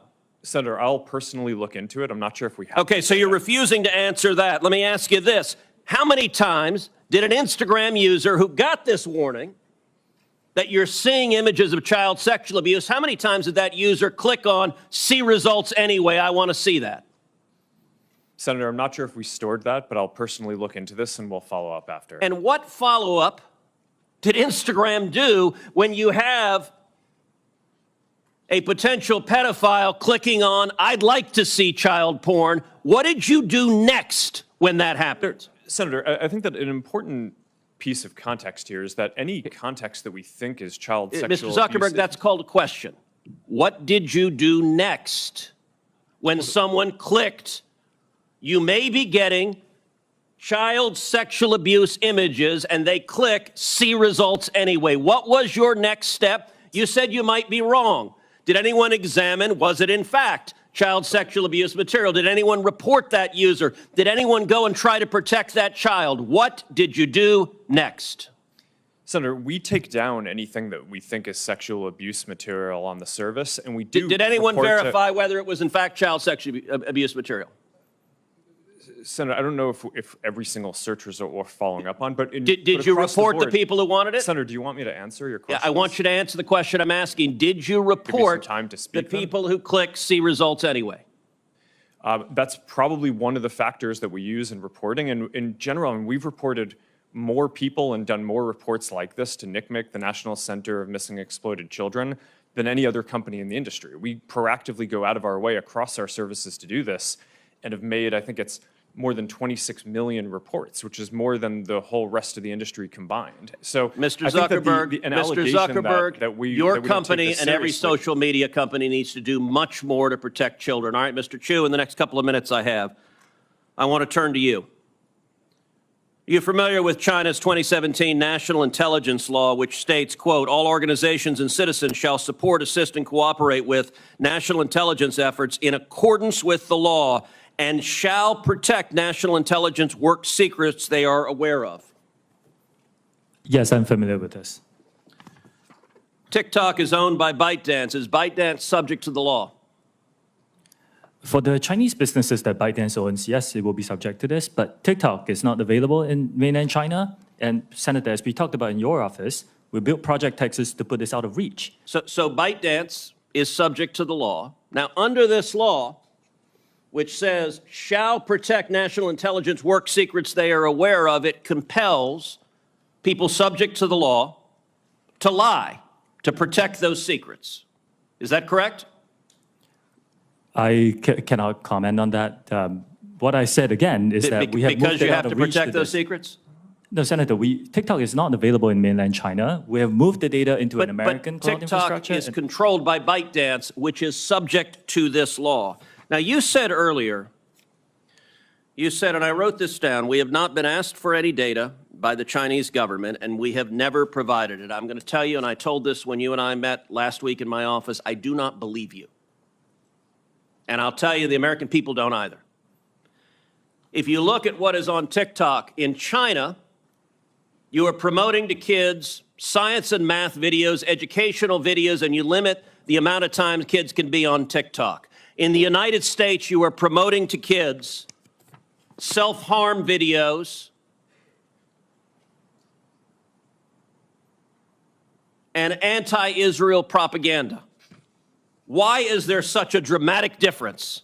Senator, that is just not accurate. There's not a difference between what kids see in China and what kids see here?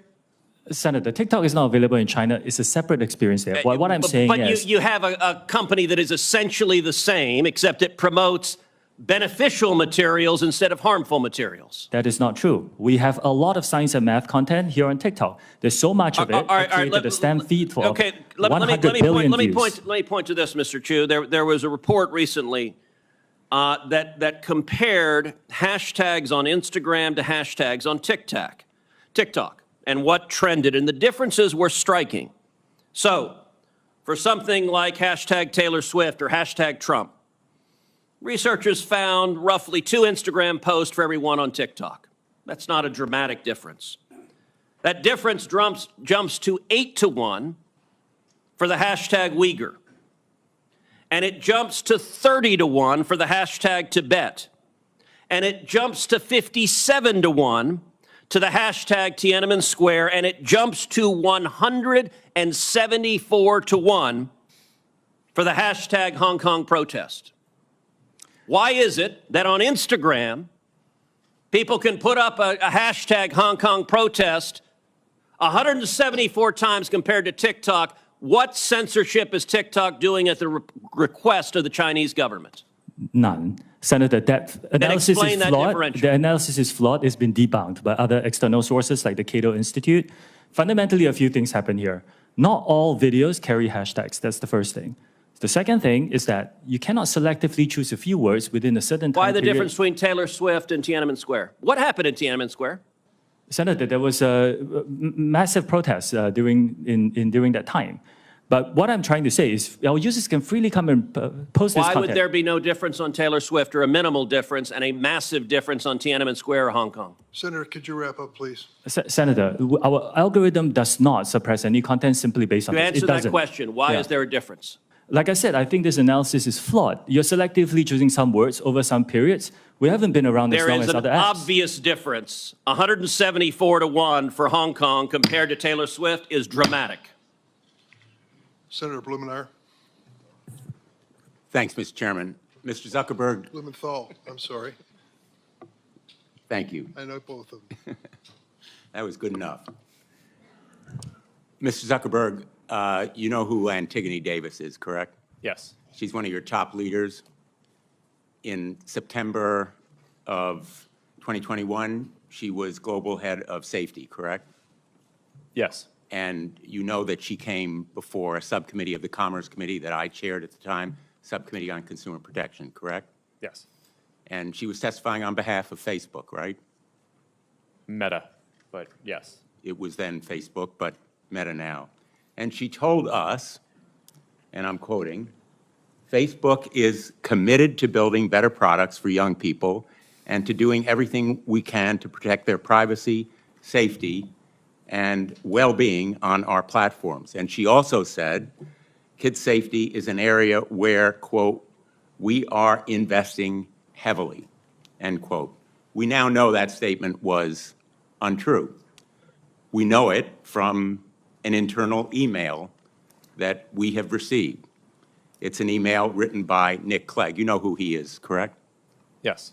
He was Meta's president of global affairs.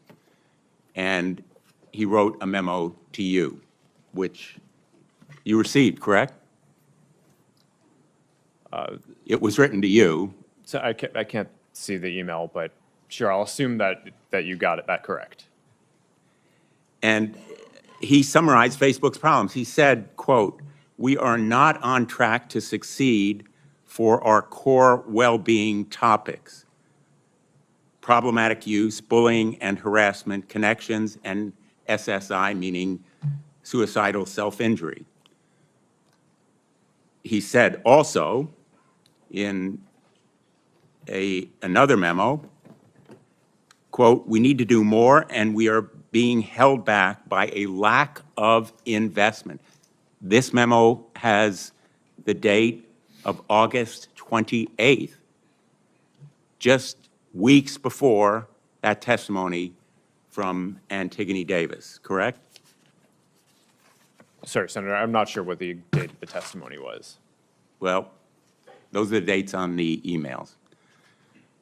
Nick Clegg was asking you, pleading with you for resources to back up the narrative, to fulfill the commitments. In effect, Antigone Davis was making promises that Nick Clegg was trying to fulfill, and you rejected that request for 45 to 84 engineers to do well-being or safety. We know that you rejected it from another memo, Nick Clegg's assistant, Tim Colburn, who said,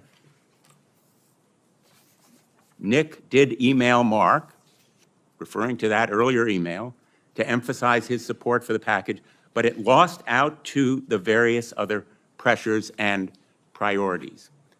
We've done a calculation that those potentially 84 engineers would have cost Meta about $50 million in a quarter when it earned $9.2 billion.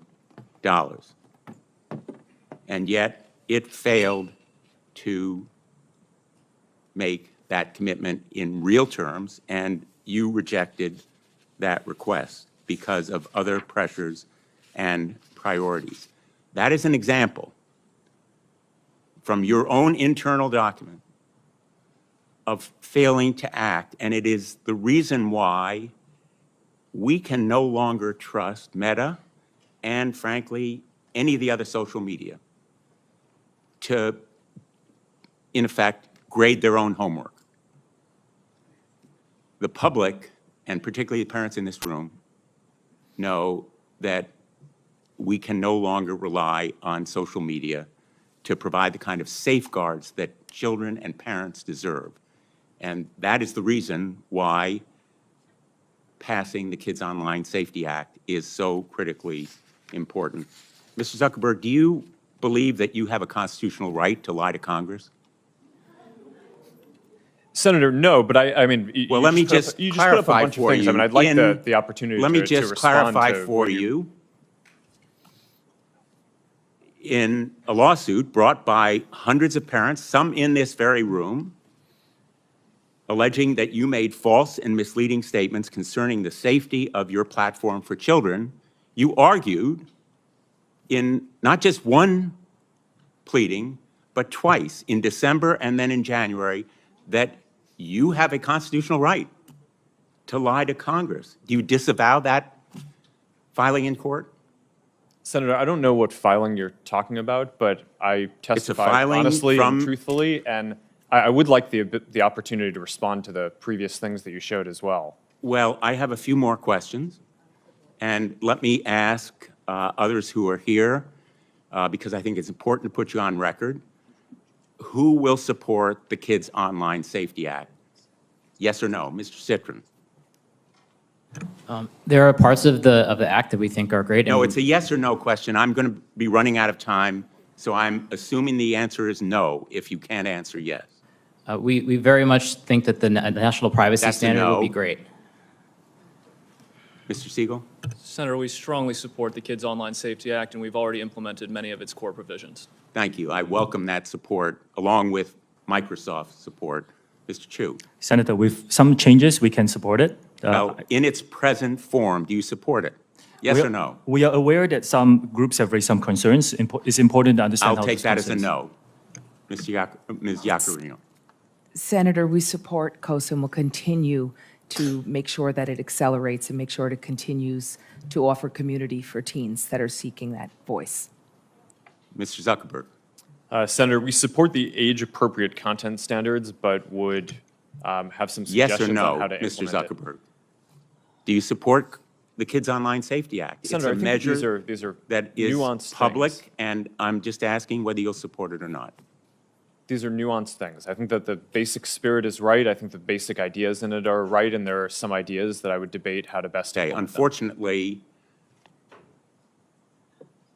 I don't think we can count on social media as a group or big tech to support this measure. And in the past, we know it's been opposed by armies of lawyers and lobbyists. We're prepared for this fight, but I am very, very glad that we have parents here, because tomorrow we're going to have an advocacy day.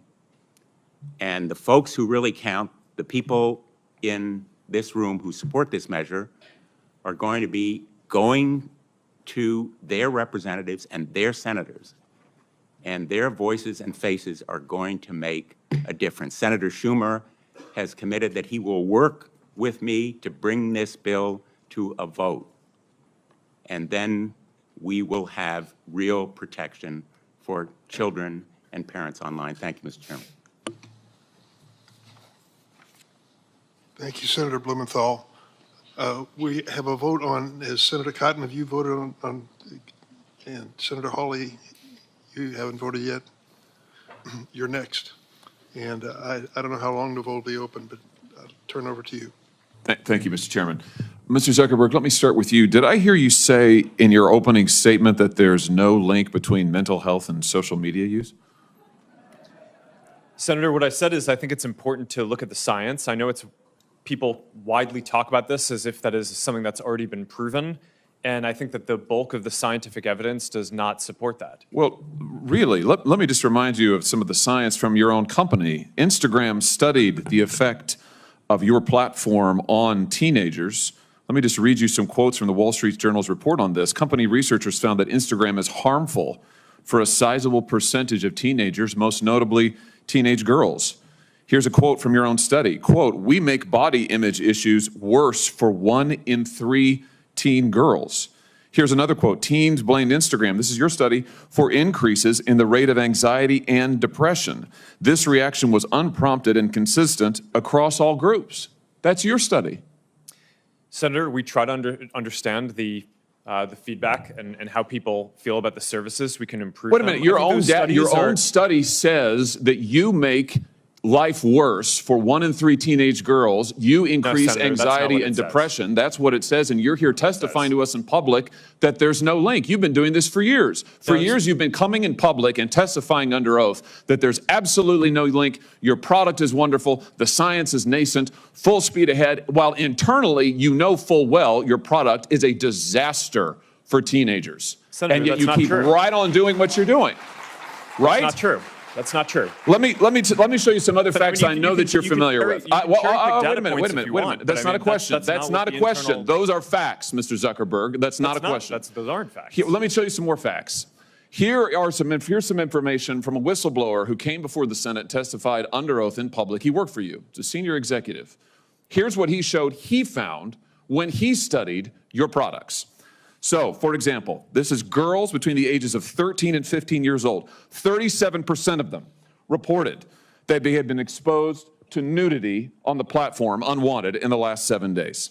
24% said that they had experienced unwanted sexual advances, they'd been propositioned in the last 7 days. 17% said they had encountered self-harm content pushed at them in the last 7 days. Now, I know you're familiar with these stats because he sent you an email where he lined it all out. I mean, we've got a copy of it right here. My question is, who did you fire for this? Who got fired because of that? Senator, we study all of this because it's important and we want to improve our services. Well, you just told And me I a think second that ago the- you studied it, that there was no linkage.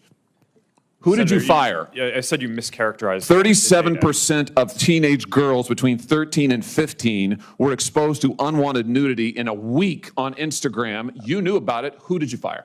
Senator, this is why we're building all Who these did you different fire? tools. Senator, I don't think that's. Who did you fire? I'm not going to answer that. Because you didn't fire anybody, right? You didn't take any significant I don't think action. it's appropriate to talk about like It's not individual HR appropriate. decisions. Do you know who's sitting behind you? You've got families from across the nation whose children are either severely harmed or gone, and you don't think it's appropriate to talk about steps that you took? The fact that you didn't fire a single person? Let me ask you this. Have you compensated any of the victims? Sorry? Have you compensated any of the victims? These girls, have you compensated them? I don't believe so. Why not? Don't you think they deserve some compensation for what your platform has done? Help with counseling services, help with dealing with the issues that your service has caused? Our job is to make sure that we build tools to help keep people safe. Are you across going our to compensate them? Senator, our job and what we take seriously is making sure that we build industry-leading tools to find harmful To content, make money. take it off the services, To make money. and to build tools that empower parents. So you that didn't help take work- any action, you didn't That's take not any true, action, Senator. you didn't fire anybody, you haven't not true. compensated a That's single not- victim. that's Let not me what I ask you said. this, let me ask you this. There's families of victims here today. Have you apologized to the victims? Would you like to do so now? Well, they're here, you're on national television. Would you like now to apologize to the victims who have been harmed by your product? Show them the pictures. Would you like to apologize for what you've done to these good people? I'm sorry for everything that you have all gone through. It's terrible. No one should have to go through the things that your families have suffered. And this is why we invest so much and are going to continue doing industry-leading efforts to make sure that no one has to go through the types of things that your families have had to suffer.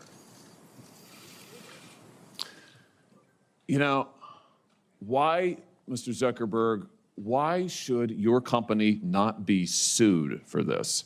Why is it that you can claim, you hide behind a liability shield, you can't be held accountable? Shouldn't you be held accountable personally?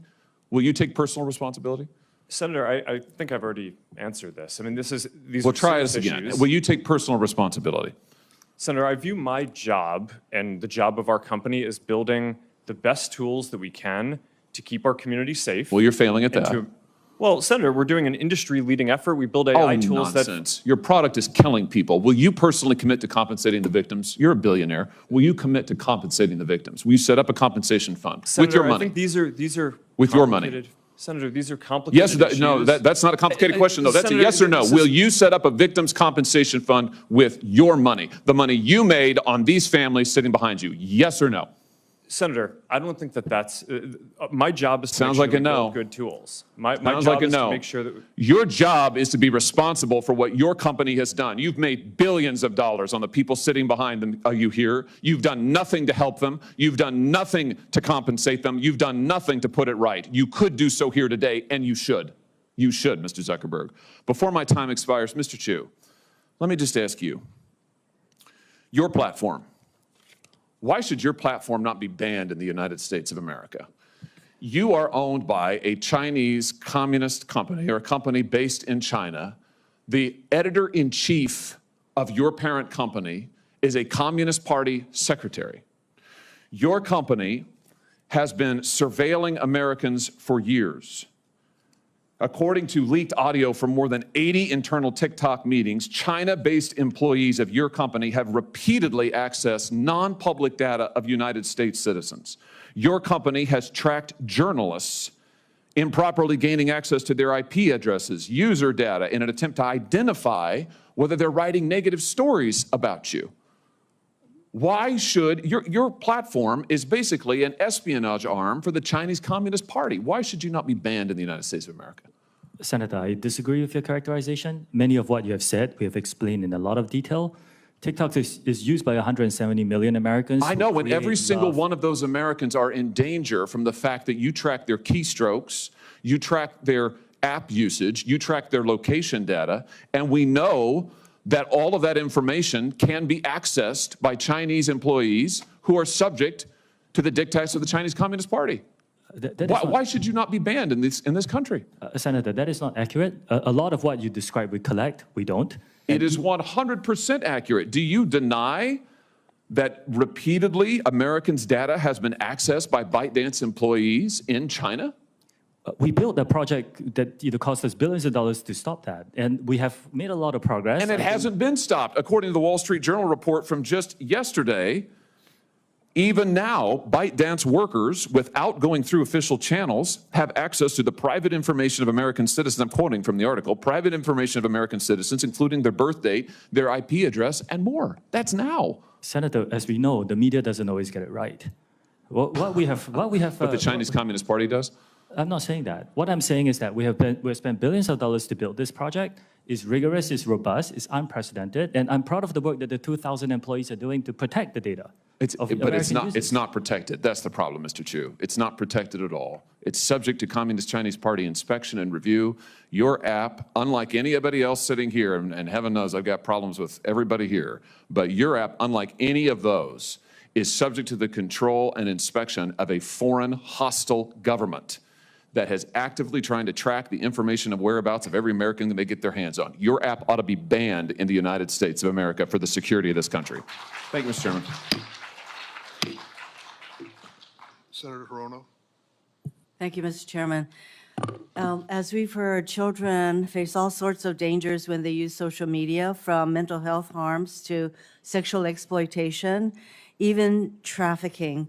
Sex trafficking is a serious problem in my home state of Hawaii, especially for Native Hawaiian victims. That social media platforms are being used to facilitate this trafficking, as well as the creation and distribution of C-scam, is deeply concerning, but it's happening. For example, several years ago, a military police officer stationed in Hawaii was sentenced to 15 years in prison for producing C-scam as part of his online exploitation of a minor female. He began communicating with this 12-year-old girl through Instagram. He then used Snapchat to send her sexually explicit photos and to solicit such photos from her. He later used these photos to blackmail her. And just last month, the FBI arrested a neo-Nazi cult leader in Hawaii who lured victims to his Discord server.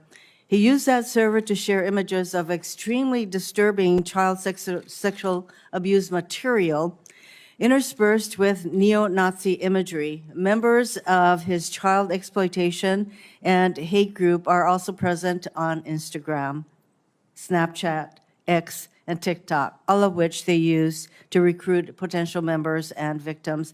In many cases, including the ones I just mentioned, your companies played a role in helping law enforcement investigate these offenders. But by the time of the investigation, so much damage had already been done.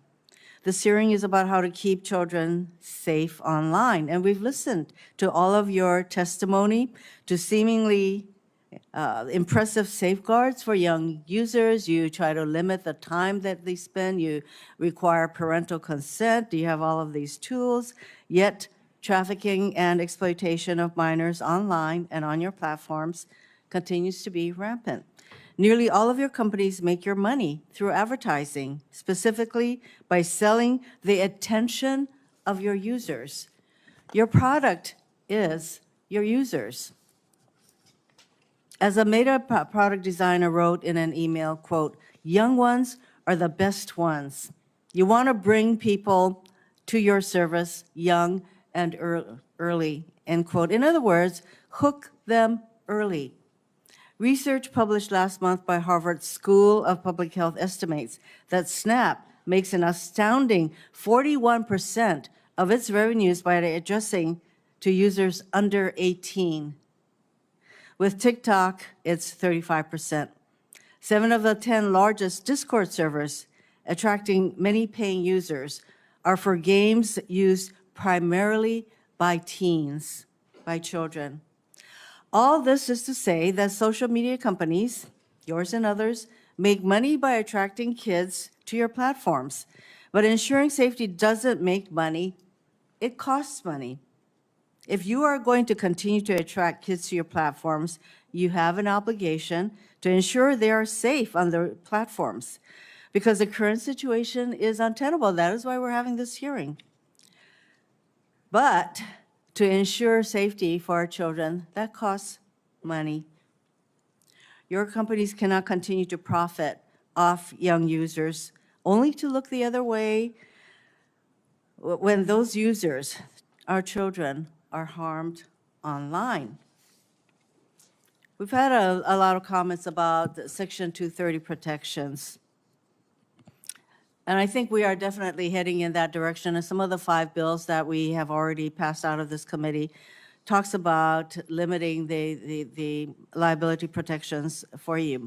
Last November, this is for Mr. Zuckerberg. Last November, the Privacy Technology Subcommittee heard testimony from Arturo Bejar in response to one of my questions about how to ensure that social media companies focus more on child safety. He said, and I am paraphrasing a little bit, Mr. Bejar said, what will change their behavior is at the moment that Mark Zuckerberg declares earnings, and these earnings have to be declared to the SEC.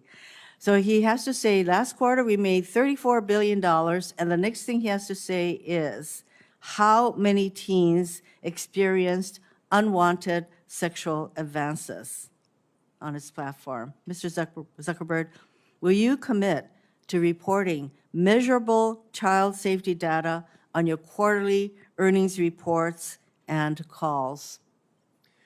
Senator, it's a good question. We actually already have a quarterly report that we issue and do a call to answer questions for how we're enforcing our community standards. That includes not just the child safety issues and metrics. So is that a yes?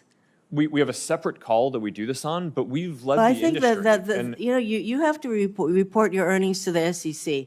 Will you report to them this kind of data, and by numbers, by the way, because Senator Coons said, and others have said, percentages don't really tell the full story.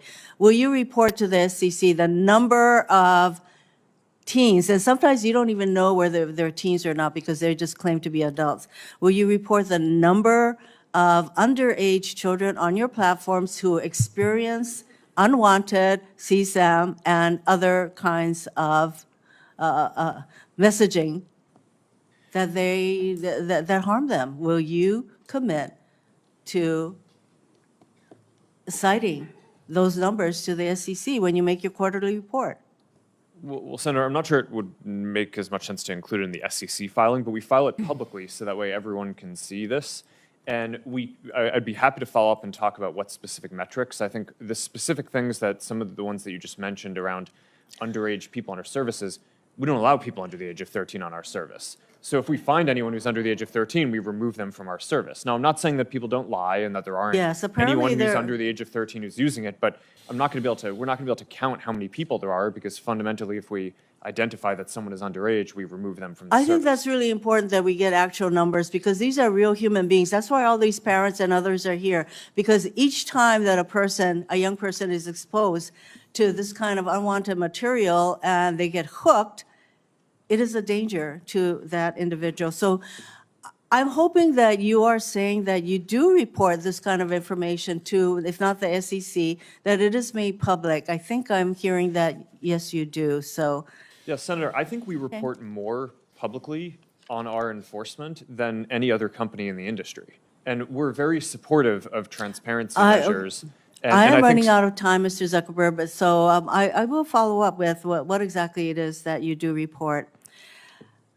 Again, for you, when Meta automatically places young people's accounts, and you testified to this, on the most restrictive privacy and content sensitivity sessions, and yet teens are able to opt out of these safeguards. Isn't that right? It's not mandatory that they remain on these settings. They can opt out. Senator, yes, we default teens into a private account so that way they have a private and restricted experience, but some teens want to be creators and want to have content that they share more broadly, and I don't think that that's something that should just blanketly be banned. Why not? I think it should be mandatory that they remain on the more restrictive settings. Senator, I think that there's somewhere. I mean, a lot of teens create amazing things, and I think with the right supervision and parenting and controls, I think that that's like, I don't think that that's the type of thing that you want to just not allow anyone to be able to do. I think you want to make it so that My time is up, but I have to say that there is an argument that you all make for every single thing that we are proposing. And I share the concern that I have about the blanket limitation on liabilities that we provide, all of you. And I think that that has to change. And that is on us, on Congress, to make that change. Thank you, Mr. Chairman. Thank you, Senator Rono. Senator Cotton. Mr. Chu, let's cut straight to the chase. Is TikTok under the influence of the Chinese Communist Party? No, Senator, we are a private business. Okay, so you can see that your parent, ByteDance, is subject to the 2017 national security law, which requires Chinese companies to turn over information to the Chinese government and conceal it from the rest of the world. You concede that, correct? Senator, the Chinese That's no business. question. You conceded it early. Any company that does, any global business that does business in China has to follow their local Okay. laws. Isn't it the case that ByteDance also has an internal Chinese Communist Party committee?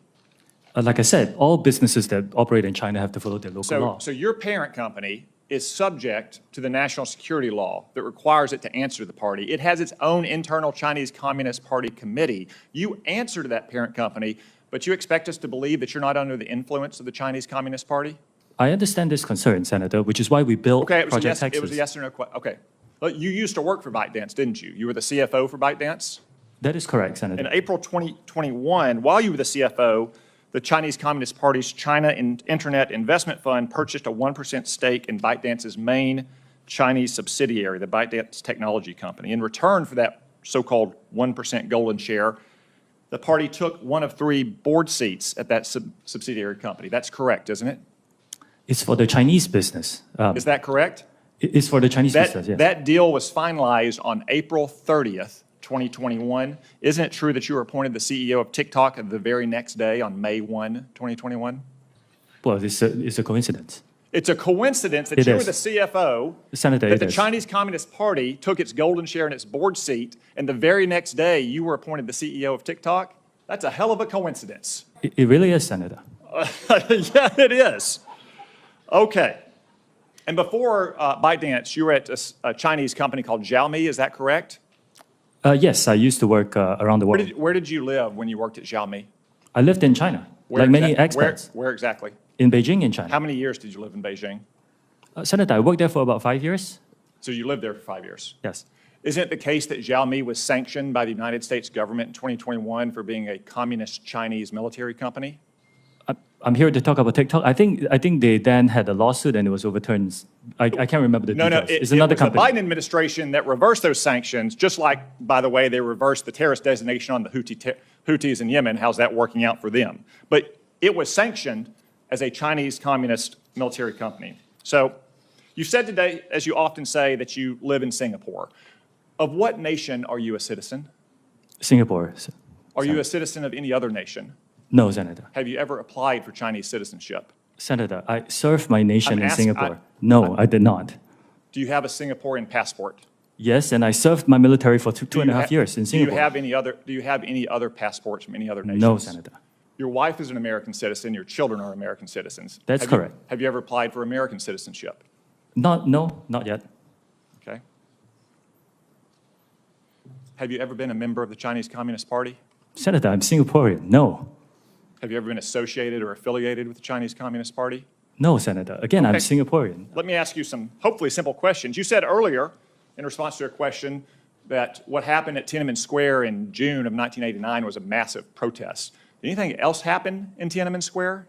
Yes, I think it's well documented. There was a massacre. There was yeah. the indiscriminate slaughter of hundreds or thousands of Chinese citizens. Do you agree with the Trump administration and the Biden administration that the Chinese government is committing genocide against the Uyghur people? Senator, I've said this before. I think it's really important that anyone who cares about this topic or any topic can freely express themselves on TikTok. It's a very simple question that unites both parties in our country and governments around the world. Is the Chinese government committing genocide against the Uyghur people? Senator, anyone, including, you can come into TikTok and talk about this topic I'm asking you, or yes any or no. topic that You are a matters to you. worldly, cosmopolitan, well-educated man who's expressed many opinions on many topics. Is the Chinese government committing genocide against the Uyghur people? Actually, Senator, I talk mainly about my company, and I'm here to talk about what TikTok does. Yes or no? You're here to give testimony that's truthful and honest and complete. Let me ask you this. Joe Biden last year said that Xi Jinping was a dictator. Do you agree with Joe Biden? Is Xi Jinping a dictator? Senator, I'm not going to comment on any world leaders. Why won't you answer these very simple questions? Senator, it's not appropriate for me as a businessman to comment on world leaders. Are you scared that you'll lose your job if you say anything negative about the Chinese Communist Party? I disagree that. You will find content that is critical of China on our platform. The next time you go on, are you scared that you'll be arrested and disappear the next time you go to mainland China? Senator, you will find content that's critical of China and any other country freely on TikTok. Okay. Let's turn to what TikTok, a tool of the Chinese Communist Party, is doing to America's youth. Does the name Mason Edens ring a bell? Senator, you may have to give me more specifics if you don't mind. Yeah, he was a 16-year-old Arkansan. After a breakup in 2022, he went on your platform and searched for things like inspirational quotes and positive affirmations. Instead, he was served up numerous videos glamorizing suicide until he killed himself by gun. What about the name Chase Nazca? Does that ring a bell? Would you mind giving me more details, please? He was a 16-year-old who saw more than 1,000 videos on your platform about violence and suicide until he took his own life by stepping in front of a plane or train. Are you aware that his parents, Dean and Michelle, are suing TikTok and ByteDance for pushing their son to take his own life? Yes, I'm aware of that. Okay. Finally, Mr. Chu, has the Federal Trade Commission sued TikTok during the Biden administration? Senator, I cannot talk about whether there's any Are ongoing... you currently being sued by the Federal Trade Commission? Senator, I cannot talk about any potential lawsuits. I didn't say whether they happen or potential, not. actual. Are you being sued by the Federal Trade Commission? Senator, I think I've given you my answer. I cannot Answer talk is about no. Ms. Yacarino's company is being sued, I believe. Mr. Zuckerberg's company is being sued, I believe. Yet TikTok, the agent of the Chinese Communist Party, is not being sued by the Biden administration. Are you familiar with the name Christina Kafara? You may have to give me more details. Christina Senator. Kafara was a paid advisor to ByteDance, your communist-influenced parent company. She was then hired by the Biden FTC to advise on how to sue Mr. Zuckerberg's company. Senator, ByteDance is a global company and not a Chinese Communist company. It's owned by global investors. Public reports indicate that your lobbyist visited the White House more than 40 times in 2022. How many times did your company's lobbyists visit the White House last year? I don't know that, Senator. Are you aware that the Biden campaign and the Democratic National Committee is on your platform? They have TikTok accounts? Senator, we encourage people to come on Which, to by create the way, organic, they won't authentic let content. they won't let their staffers use their personal phones. They give them separate phones that they only use TikTok on. We encourage everyone to join, including yourself, Senator. So all these companies are being sued by the FTC. You're not. The FTC has a former paid advisor, your parent, talking about how they can sue Mr. Zuckerberg's company. Joe Biden's reelection campaign, the Democratic National Committee, is on your platform. Let me ask you, have you or anyone else at TikTok communicated with or coordinated with the Biden administration, the Biden campaign, or the Democratic National Committee to influence the flow of information on your platform? We work with any creators who want to use our campaign. It's all the same process that we have. So what we have here, we have a company that's a tool of the Chinese Communist Party that is poisoning the minds of America's children, in some cases driving them to suicide, and that at best the Biden administration is taking a pass on, at worst maybe in collaboration with. Thank you, Mr. Chu. Thank you, Senator Cotton. So we're going to take a break now. We're on the second roll call. Members can take advantage of it if they wish. The break will last about 10 minutes. Please do your best to return.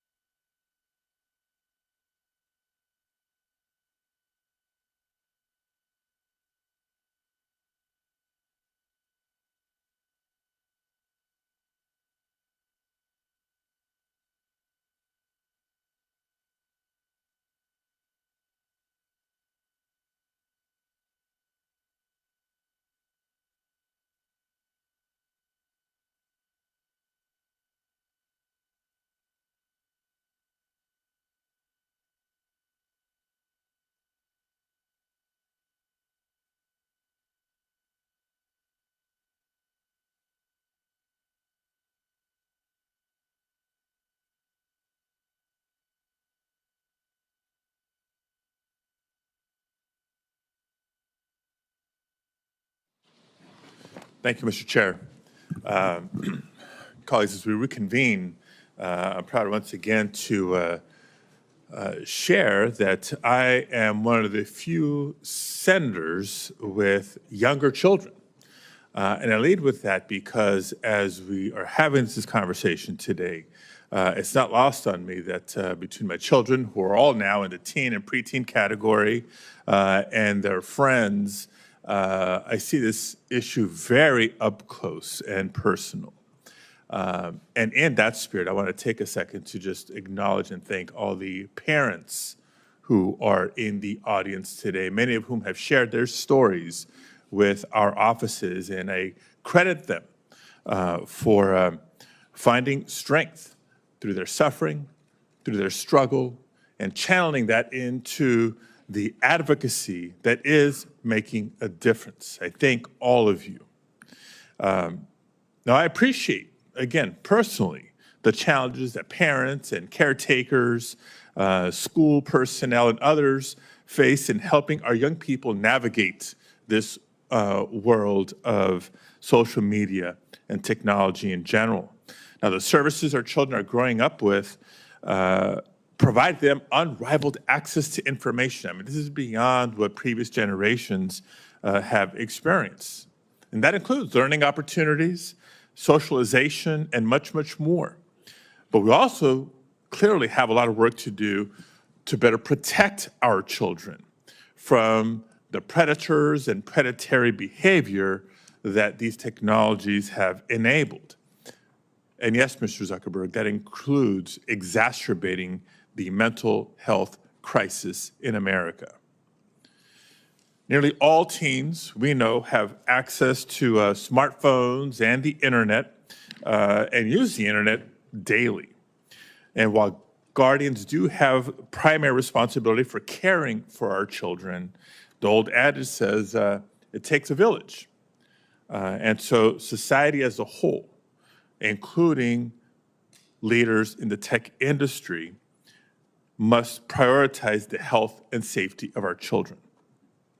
Now, dive into my questions now and be specific, platform by platform, witness by witness, on the topic of some of the parental tools you have each made reference to. Mr. Citron, how many minors are on Discord, and how many of them have caretakers that have adopted your family center tool? And if you don't have the numbers, just say that quickly and provide that to our office. We can follow up with you on that. How have you ensured that young people and their guardians are aware of the tools that you offer? We make it very clear to teens on our platform what tools are available, and our Teen Safety Assist is enabled by default. What specifically do you do? What may be clear to you is not clear to the general public. So what do you do, in your opinion, to make it very clear? So our Teen Safety Assist, which is a feature that helps teens keep themselves safe, in addition to blocking and blurring images that may be sent to them, that is on by default for teen accounts, and it cannot be turned off. We also have, we market and to our teen users directly on our platform. We launched our Family Center. We created a promotional video. We put it directly in our product. So when every teen opened the app, in fact, every user opened the app, they got an alert like, hey, Discord has this, they want you to use it. Thank you. Look forward to the data that we're requesting from Mr. Zuckerberg. Across all of Meta services, from Instagram, Facebook, Messenger, and Horizon, how many minors use your applications? And of those minors, how many have a caretaker that has adopted the parental supervision tools that you offer? Sorry, I can follow up with the specific stats on that. Okay, it would be very helpful, not just for us to know, but for you to know as the leader of your company. And how, same question, how are you ensuring that young people and their guardians are aware of the tools that you offer? We run pretty extensive ad campaigns, both on our platforms and outside. We work with creators and organizations like Girl Scouts to make sure that this is broadly, that there's broad awareness of the tools. Okay.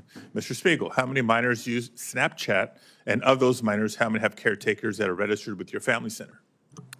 Senator, I believe approximately, in the United States, there are approximately 20 million teenage users of Snapchat. I believe approximately 200,000 parents use Family Center, and about 400,000 teens have linked their account to their parents using Family Center. So 200,000, 400,000 sounds like a big number, but small in percentage of the minors using Snapchat.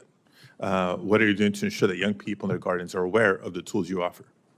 Senator, we create a banner for Family Center on the user's profiles so that accounts we believe may be of the age that they could be parents can see the entry point into Family Center easily.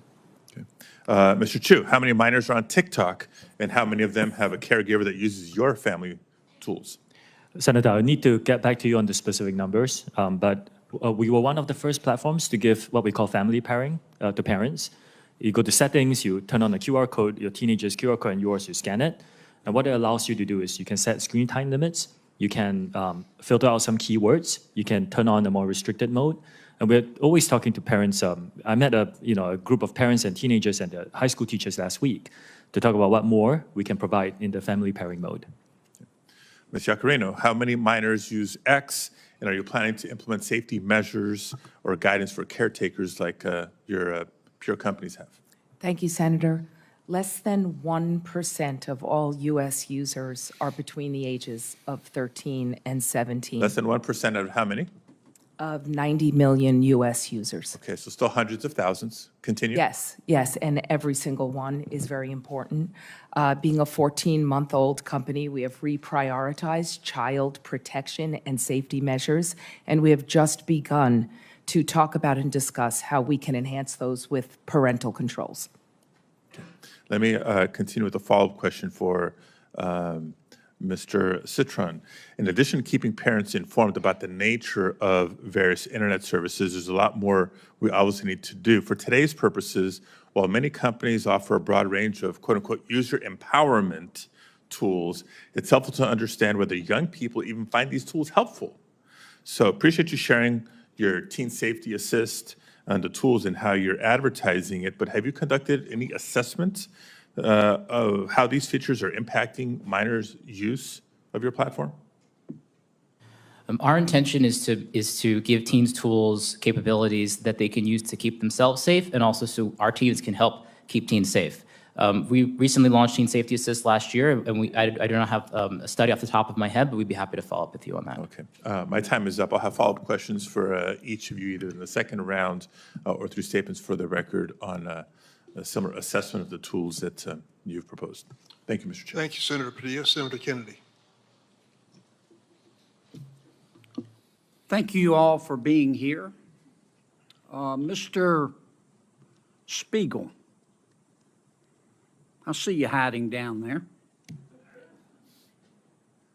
What does yada, yada, yada mean? I'm not familiar with the term, Senator. Very uncool. Can we agree that what you do, not what you say, what you do is what you believe and everything else is just cottage cheese? Yes, Senator. You agree with that? Speak up. Don't be shy. I've listened to you today. I've heard a lot of yada, yada, yadaing. And I've heard you talk about the reforms you've made, and I appreciate them. And I've heard you talk about the reforms you're going to make. But I don't think you're going to solve the problem. I think Congress is going to have to help you. I think the reforms you're talking about to some extent are going to be like putting paint on rotten wood. And I'm not sure you're going to support this legislation. I'm not. The fact is that you and some of your internet colleagues who are not here are no longer, you're not companies, you're countries. You're very, very powerful. And you and some of your colleagues who are not here have blocked everything we have tried to do in terms of reasonable regulation. Everything from privacy to child exploitation. And in fact, we have a new definition of recession. A recession is when, we know we're in a recession when Google has to lay off 25 members of Congress. That's what we're down to. We're also down to this fact that your platforms are hurting children. I'm not saying they're not doing some good things, but they're hurting children. And I know how to count votes, and if this bill comes to the floor of the United States Senate, it will pass.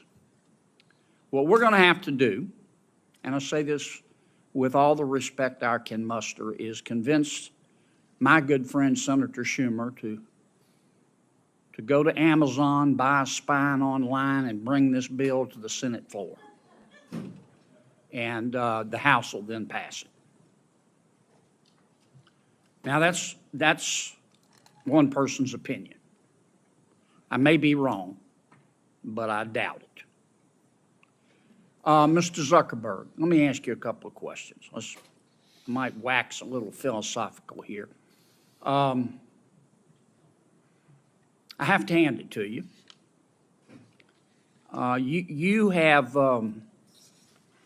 You have convinced over 2 billion people to give up all of their personal information, every bit of it, in exchange for getting to see what their high school friends had for dinner Saturday night. That's pretty much your business model, isn't it? It's not how I would characterize it. And we give people the ability to connect with the people they care about and to engage with the topics that they care about. And you take this information, this abundance of personal information, and then you develop algorithms to punch people's hot buttons, and send and steer to them information that punches their hot buttons again and again and again to keep them coming back and to keep them staying longer. And as a result, your users see only one side of an issue. And so, to some extent, your platform has become a killing field for the truth, hasn't it? I mean, Senator, I disagree with that characterization. We build ranking and recommendations because people have a lot of friends and a lot of interests, and they want to make sure that they see the content that's relevant to them. We're trying to make a product that's useful to people and make our services as helpful as possible for people to connect with the people they care about and the interests they care about. But you And don't that's what we show do. them both sides. You don't give them balanced information. You just keep punching their hot buttons, punching their hot buttons. You don't show them balanced information so people can discern the truth for themselves. And you rev them up so much that so often your platform and others becomes just cesspools of snark where nobody learns anything, don't they? Well, Senator, I disagree with that. I think people can engage in the things that they're interested in and learn quite a bit about those. We have done a handful of different experiments and things in the past around news and trying to show content on a diverse set of perspectives. I think that there's more that needs to be explored there, but I don't think that we can solve that by ourselves. One of the things that I saw... I'm sorry to cut you off, Mr. President, but I'm going to run out of time. Do you think your users really understand what they're giving to you, all of their personal information, and how you process it and how you monetize it? Do you think people really understand? Senator, I think people understand the basic terms. I mean, I think that there's... I actually think that a lot of people overestimate how much information It's been a couple of years since we talked about this. Does your user agreement still suck? I'm not sure how to answer that, Senator. Can you still hide a dead body and all that legalese where nobody can find it? Senator, I'm not quite sure what you're referring to, but I think people get the basic deal of using these services. It's a free service. You're using it to connect with the people you care about. If you share something with people, other people will be able to see your information. It's inherently, if you're putting something out there to be shared publicly or with a private set of people, it's, you're inherently putting it out there. So I think people get that basic part of how the service works. But Mr. Zuckerberg, you're in the foothills of creepy. You track people who aren't even Facebook users. You track your own people, your own users who are your product, even when they're not on Facebook. I'm going to land this plane pretty quickly, Mr. Chairman. I mean, it's creepy. And I understand you make a lot of money doing it, but I just wonder if our technology is greater than our humanity. I mean, let me ask you this final question. Instagram is harmful to young people, isn't it? Senator, I disagree with that. That's not what the research shows on balance. That doesn't mean that individual people don't have issues and that there aren't things that we need to do to help provide the right tools for people. But across all of the research that we've done internally, I mean, the survey that the senator previously cited, there are 12 or 15 different categories of harm that we asked teens if they felt that Instagram made it worse or better. And across all of them, except for the one that Senator Hawley cited, more people said that using Instagram made the different issues that they face, Mr. Zuckerberg. either positive or... We just have to agree to disagree. If you believe that Instagram, I'm not saying it's intentional, but if you agree that if you think that Instagram is not hurting millions of our young people, particularly young teens, particularly young women, you shouldn't be driving. It is. Thanks. Senator Butler.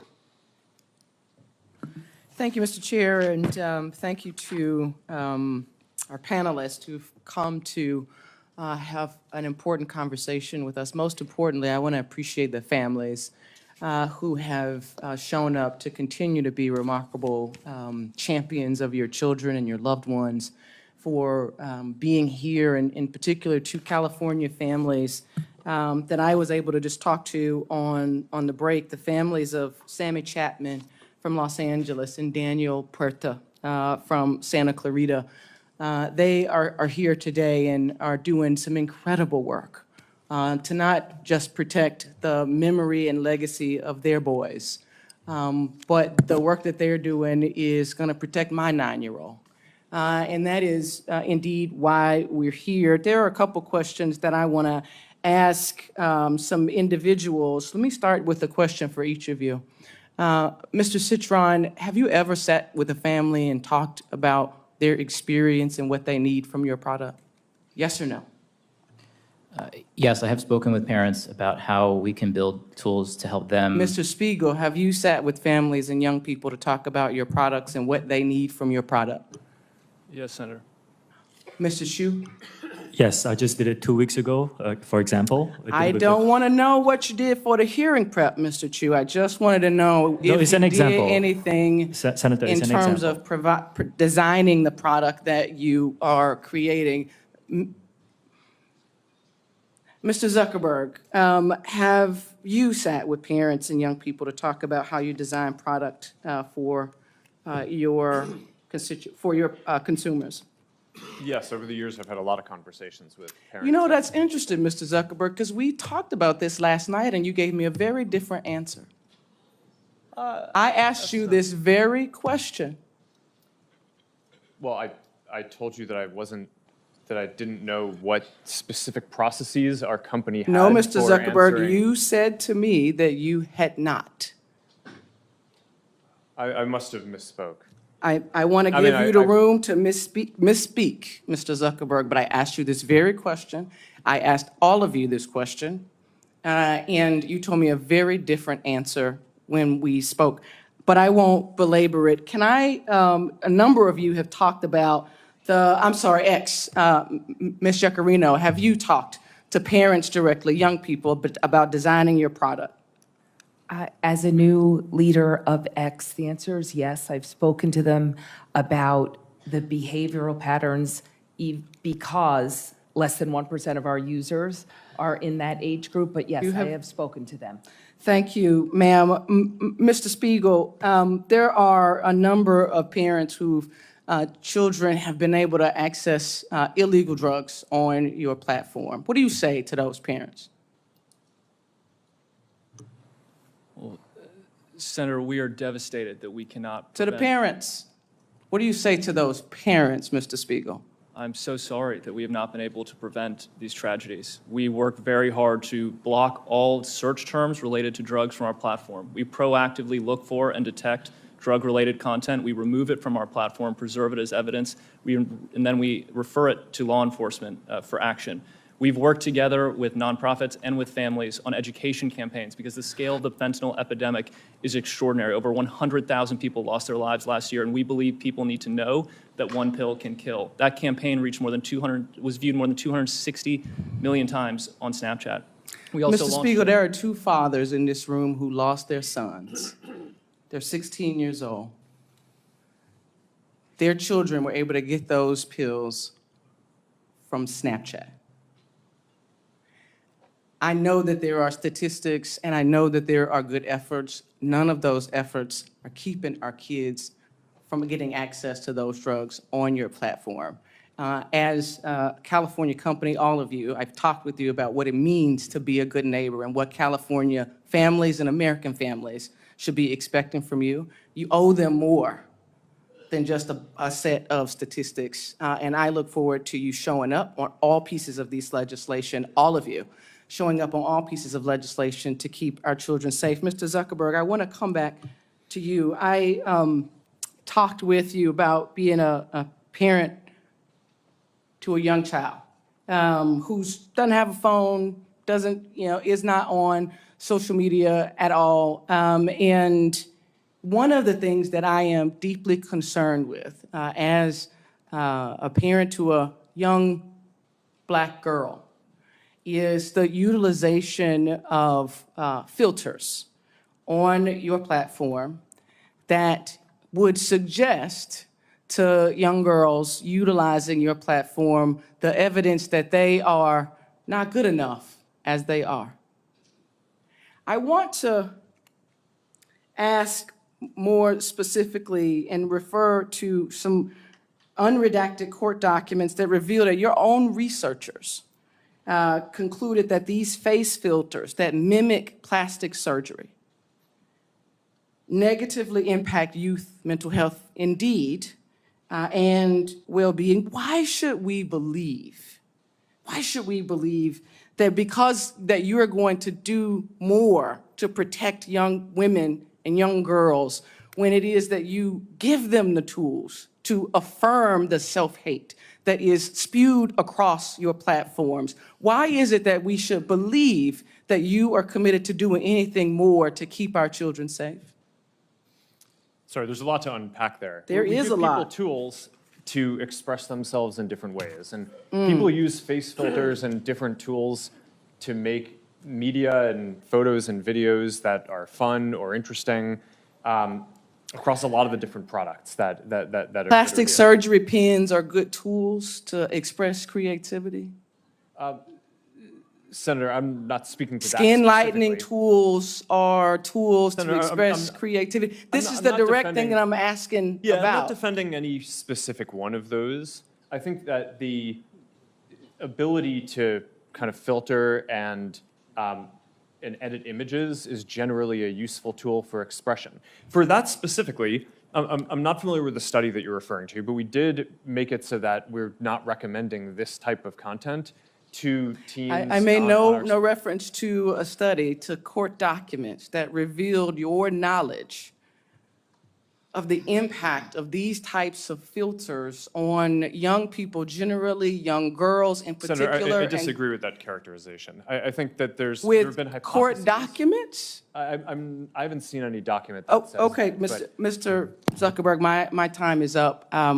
I hope that you hear what is being offered to you and are prepared to step up and do better. I know this Senate committee is going to do our work to hold you to greater account. Thank you, Mr. Chair. Senator Tillis? Thank you, Mr. Chair. Thank you all for being here. I don't feel like I'm going to have an opportunity to ask a lot of questions, so I'm going to reserve the right to submit some for the record. But I have heard, we've had hearings like this before. I've been in the Senate for 9 years. I've heard hearings like this before. I've heard horrible stories about people who have died, committed suicide, been embarrassed. Every year, We have an annual flogging every year. And what materially has occurred over the last 9 years? Do any of you all, just yes or no question, do any of y'all participate in an industry consortium trying to make this fundamentally safe across platforms? Yes or no, Mr. Zuckerberg? Yes. There's a variety of organizations that we participate in work. Which organizations? I should say, does anyone here not participate in an industry? I actually think it would be immoral for you all to consider it a strategic advantage to keep safe or to keep private something that would secure all these platforms to avoid this sort of problem. Do you all agree with that? That anybody that would be saying you want ours because ours is the safest and these haven't figured out the secret sauce, that you as an industry realize this is an existential threat to you all if we don't get it right, right? I mean, you've got to secure your platforms. You got to deal with this. Do you not have an inherent mandate to do this? Because it would seem to me if you don't, you're going to cease to exist. I mean, we could regulate you out of business if we wanted to. And the reason I'm saying it may sound like a criticism. It's not a criticism. I think we have to understand that there should be an inherent motivation for you to get this right. Our Congress will make a decision that could potentially put you out of business. Here's the reason I have a concern with that, though. I just went on the internet while I was listening intently to all the other members speaking, and I found a dozen different platforms outside the United States, 10 of which are in China, 2 of which are in Russia. Their daily average subscriber or active membership numbers in the billions. Well, people say you can't get on China's version of TikTok. It took me one quick search on my favorite search engine to find out exactly how I could get an account on this platform today. And so the other thing that we have to keep in mind, I come from technology. I could figure out, ladies and gentlemen, I could figure out how to influence your kid without them ever being on a social media platform. I can randomly send text and get a bite and then find out an email address and get compromising information. It is horrible to hear some of these stories, and I have shared and I've had these stories occur in my hometown down in North Carolina. But if we only come here and make a point today and don't start focusing on making a difference, which requires people to stop shouting and start listening and start passing language here, the bad actors are just going to be off our shores. I have another question for you all. How many people roughly, if you don't know the exact numbers, okay, roughly how many people do you have looking 24 hours a day at these horrible images? And just go real quick with an answer down the line and filtering it out. It's most of the 40,000 about people who work on safety. And again? We have 2,300 people all over the world. Okay. We have 40,000 trust and safety professionals around the world. We have approximately 2,000 people dedicated to trust and safety and content moderation. Our platform is much smaller than these folks. Yeah. We have hundreds of people, and it's looking at content, and 15% of our workforce I'm only focused mentioning on these it. people have a horrible job. Many of them experience, they have to get counseling for all the things they see. We have evil people out there. And we're not going to fix this by shouting past or talking past each other. We're going to fix this by every one of y'all being at the table and hopefully coming closer to what I heard one person say, supporting a lot of the good bills, like one that I hope Senator Blackburn mentions when she gets a chance to talk. But guys, if you're not at the table and securing these platforms, you're going to be on it. And the reason why I'm not okay with that is that if we ultimately destroy your ability to create value and drive you out of business, the evil people will find another way to get to these children.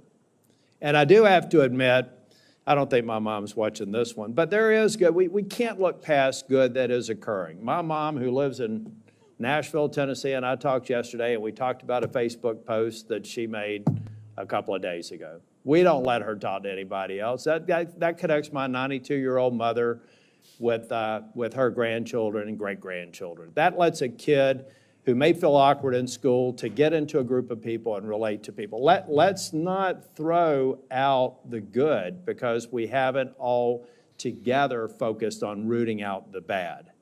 Now, I guarantee you, I could go through some of your governance documents and find a reason to flog every single one of you because you didn't place the emphasis on it that I think you should. But at the end of the day, I find it hard to believe that any of you people started this business, some of you in your college dorm rooms, for the purposes of creating the evil that is being perpetrated on your platforms. But I hope that every single waking hour, you're doing everything you can to reduce it. You're not going to be able to eliminate it. And I hope that there are some enterprising young tech people out there today that are going to go to parents and say, ladies and gentlemen, your children have a deadly weapon. They have a potentially deadly weapon, whether it's a phone or a tablet. You have to secure it. You can't assume that they're going to be honest and say that they're 16 when they're 12. We all have to recognize that we have a responsibility to play, and you guys are at the tip of the spear. So I hope that we can get to a point to where we are moving these bills. If you got a problem with them, state your problem, let's fix it. No is not an answer. And know that I want the United States to be the beacon for innovation, to be the beacon for safety, and to prevent people from using other options that have existed since the internet has existed to exploit people. And count me in as somebody that will try and help out. Thank you, Mr. Chair. Thank you, Senator Tillis. Next is Senator Ossoff. Thank you, Mr. Chairman, and thank you to our witnesses today. Mr. Zuckerberg, I want to begin by just asking a simple question, which is, do you want kids to use your platform more or less? Well, we don't want people under the age of 13 using. Do you want teenagers 13 and up to use your platform more or less? Well, we would like to build a product that is useful and that people want to use more. My time is going to be limited, so it's just, do you want them to use it more or less? Teenagers 13 to 17 years old, do you want them using Meta products more or less? I'd like them to be useful enough that they want to use them more. You want them to use it more. I think herein we have one of the fundamental challenges. In fact, you have a fiduciary obligation, do you not, to try to get kids to use your platform more? It depends on how you define that. We obviously are a business. I'm sorry, Mr. Zuckerberg, just our time is, it's self-evident that you have a fiduciary obligation to get your users, including users under 18, to use and engage with your platform more rather than less, correct? Over the long term, but in the near term, we often take a lot of steps, including we made a change to show less videos that on the platform that reduced amount of time by more than 50 million hours. Okay, but if your shareholders ask you, Mark, I wouldn't, Mr. Zuckerberg here, but your shareholders might be on a first-name basis with you. Mark, are you trying to get kids to use Meta products more or less? You'd say more, right? Well, I would say that over the long term, we're trying to create the most I mean, value let's as look, possible. so the 10K you file with the SEC, a few things I want to note. Here are some quotes, and this is a filing that you signed, correct? Yes. Yeah. Our financial performance has been and will continue to be significantly determined by our success in adding, retaining, and engaging active users. Here's another quote. If our users decrease their level of engagement with our products, our revenue, financial results, and business may be significantly harmed. Here's another quote. We believe that some users, particularly younger users, are aware of and actively engaging with other products and services similar to or as a substitute for ours. It continues, in the event that users increasingly engage with other products and services, we may experience a decline in use and engagement in key demographics or more broadly, in which case our business would likely be harmed. You have an obligation as the chief executive to encourage your team to get kids to use your platform more. Senator, Fundamental, I think this is... is that not self-evident? You have a fiduciary Senator, I think obligation to your not- shareholders to get kids to use your platform more. I think that the thing that's not intuitive is the direction is to make the products more useful, so that way people want to use them more. We don't give the teams running the Instagram feed or the Facebook feed a goal to increase the amount of time that people spend. Yeah, but We you give don't people dispute, goals. and your 10K makes clear you want your users engaging more and using more the platform. And I think this gets to the root of the challenge, because it's the overwhelming view of the public, certainly in my home state of Georgia, and we've had some discussions about the underlying science, that this platform is harmful for children. I mean, you are familiar with, and not just your platform, by the way, social media in general. 2023 report from the Surgeon General about the impact of social media on kids' mental health, which cited evidence that kids who spend more than 3 hours a day on social media have double the risk of poor mental health outcomes, including depression and anxiety. You familiar with that Surgeon General report and the underlying study? I read the report, yes. Do you dispute it? No, but I think it's important to characterize it correctly. I think what he was flagging in the report is that there seems to be a correlation, and obviously the mental health issue is very important, so it's something that needs to be studied we know. further. The thing is, that's everyone knows there's a correlation. Everyone knows that kids who spend a lot of time, too much time on your platforms are at risk. And it's not just the mental health issues. I mean, let me ask you another question. Is your platform safe for kids? I believe it is, but there's an Hold on a important second. difference between Let me correlation and causation. Because we're not going to be able to get anywhere. We want to work in a productive, open, honest, and collaborative way with the private sector to pass legislation that will protect Americans, that will protect American children above all, and that will allow businesses to thrive in this country. If we don't start with an open, honest, candid, realistic assessment of the issues, we can't do that. The first point is you want kids to use the platform more. In fact, you have an obligation to. But if you're not willing to acknowledge that it's a dangerous place for children, the internet is a dangerous place for children, not just your platform, isn't it? Isn't the internet a dangerous place for children? I think it can be. Yeah, there's both great things that people can do, and there are harms that we need to work to mitigate. It's a dangerous place for children. There are families here who have lost their children. There are families across the country whose children have engaged in self-harm, who have experienced low self-esteem, who have been sold deadly pills on the internet. The internet's a dangerous place for children, and your platforms are dangerous places for children. Do you agree? I think that there are harms that we need to work to mitigate. Okay. I mean, I'm not going to, I think overall Why not? there- Why not? Why not just acknowledge it? Why do we have to do the very Well, careful I code? disagree with the characterization Which character, that you have. that the internet's a dangerous place for children? I think you're trying to characterize our products as inherently dangerous, and I think that Inherent first- or not, your products are places where children can experience harm. They can experience harm to their mental health. They can be sold drugs. They can be preyed upon by predators. They're dangerous places. And yet, you have an obligation to promote the use of these platforms by children. And look, all I'm trying to suggest to you, Mr. Zuckerberg, and my time is running short, is that in order for you to succeed, you and your colleagues here, we have to acknowledge these basic truths. We have to be able to come before the American people, the American public, the people in my state of Georgia, and acknowledge the internet is dangerous, including your platforms. There are predators lurking. There are drugs being sold. There are harms to mental health that are taking a huge toll on kids' quality of life. And yet, you have this incentive, not just you, Mr. Zuckerberg, all of you have an incentive to boost, maximize use, utilization, and engagement. And that is where public policy has to step in to make sure that these platforms are safe for kids. So kids are not dying, so kids are not overdosing, so kids are not cutting themselves or killing themselves because they're spending all day scrolling instead of playing outside. And I appreciate all of you for your testimony. We will continue to engage as we develop this legislation. Thank you. Senator from Tennessee.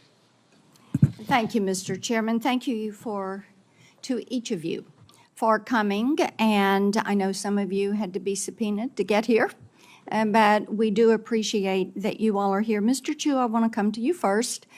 We've heard that you're looking at putting a headquarters in Nashville and likewise in Silicon Valley and Seattle. And what you're going to find probably is that the welcome mat is not going to be rolled out for you in Nashville like it would be in California. There are a lot of people in Tennessee that are very concerned about the way TikTok is basically building dossiers on our kids, the way they are building those on their virtual you. And also that information is held in China, in Beijing, as you responded to Senator Blumenthal and I last year in reference to that question. And we also know that a major music label yesterday said they were pulling all of their content off your site because of your issues on payment, on artificial intelligence, and because of the negative impact on our kids' mental health. So we will see how that progresses. Mr. Zuckerberg, I want to come to you. We have just had, Senator Blumenthal and I, of course, have had some internal documents and emails that have come our way. One of the things that really concerned me is that you referred to your young users in terms of their lifetime value of being roughly $270 per teenager. And each of you should be looking at these kids. Their T-shirts they're wearing today say, I'm worth more than $270. We've got some standing up in those T-shirts. Now, and some of the children from our state, some of the children, the parents that we have worked with, just to think, whether it is Becca Schmidt, David Mollick, Sarah Flatt, Annalie Schote, would you say that life is only worth $270? What could possibly lead you? I mean, I listened to that. I know you're a dad. I'm a mom. I'm a grandmom. And how could you possibly even have that thought? It is astounding to me. And I think this is one of the reasons that states, 42 states are now suing you because of features that they consider to be addictive, that you are pushing forward. And in the emails that we've got from 2021 that go from August to November, there is the staff plan that is being discussed. And Antigone Davis, Nick Clegg, Sheryl Sandberg, Chris Cox, Alex Schultz, Adam Masseri are all on this chain of emails on the well-being plan. And then we get to one, Nick did email Mark for emphasis, to emphasize his support for the package, but it sounds like it lost out to various other pressures and priorities. See, this is what bothers us. Children are not your priority. Children are your product. Children you see as a way to make money. And children, protecting children in this virtual space, you made a conscious decision. Even though Nick Clegg and others were going through the process of saying, this is what we do. These documents are really illuminating. And it just shows me that growing this business, expanding your revenue, what you were going to put on those quarterly filings, that was the priority. The children were not. It's very clear. I want to talk with you about the pedophile ring because that came up earlier, and the Wall Street Journal reported on that. And one of the things that we found out was after that became evident, then you didn't take that content down. And it was content that showed that teens were for sale and were offering themselves to older men. And you didn't take it down because it didn't violate your community standards. Do you know how often a child is bought or sold for sex in this country? Every 2 minutes. Every 2 minutes, a child is bought or sold for sex. That's not my stat. That is a TBI stat. Now, finally, this content was taken down after a congressional staffer went to Meta's global head of safety. So would you please explain to me and to all these parents why explicit predatory content does not violate your platform's terms of service or your community standards? Sure, Senator. Let me try to address all of the things that you just said. It does violate our standards. We work very hard to take it down. Didn't take it down. We've reported, I think it's more than 26 million examples of this kind of content. Didn't take it down until a congressional staffer brought it up. It may be that in this case, we made a mistake and missed something. I but think we you have, make a lot of mistakes, But we so have, let's we have move leading on. teams that I want to identify more talk than. with you about your Instagram Creators Program and about the push. We found out through these documents that you actually are pushing forward because you want to bring kids in early. You see these younger teenagers as valuable but an untapped audience, quoting from the emails, and suggesting teens are actually household influencers to bring their younger siblings into your platform, into Instagram. Now, how can you ensure that Instagram creators, your product, your program, does not facilitate illegal activities when you fail to remove content pertaining to the sale of minors? And it is happening once every 2 minutes in this country. Senator, our tools for identifying that kind of content are industry leading. That doesn't mean we're perfect. There are definitely issues that we have, but we continue to Mr. invest a ton in it. Zuckerberg, yes, there are a lot that is slipping through. It appears that you're trying to be the premier sex trafficking Of course site not, Senator. in this country. Senator, that's ridiculous. No, it Senator, is not ridiculous. You want to turn around and tell these this people content on our that, platforms, and why don't you take it down? We do take it We down. are here discussing, We do we more need work to you take it all down to than- work than- with than- us. No, you're not. You are not. And the problem is, we've been working on this. Senator Welch is over there. We've been working on this stuff for a decade. You have an army of lawyers and lobbyists that have fought us on this every step of the way. You work with NetChoice, the Cato Institute, Taxpayers Protection Alliance, and Chamber of Progress to actually fight our bipartisan legislation to keep kids safe online. So are you going to stop funding these groups? Are you going to stop lobbying against this and come to the table and work with us? Yes or no? Senator, we have a. Yes or no? Of course, we'll work with you on the legislation. Okay, I mean, the it's been door hard is to- open. We've got all these bills. You need to come to the table. Each and every one of you need to come to the table, and you need to work with us. Kids are dying.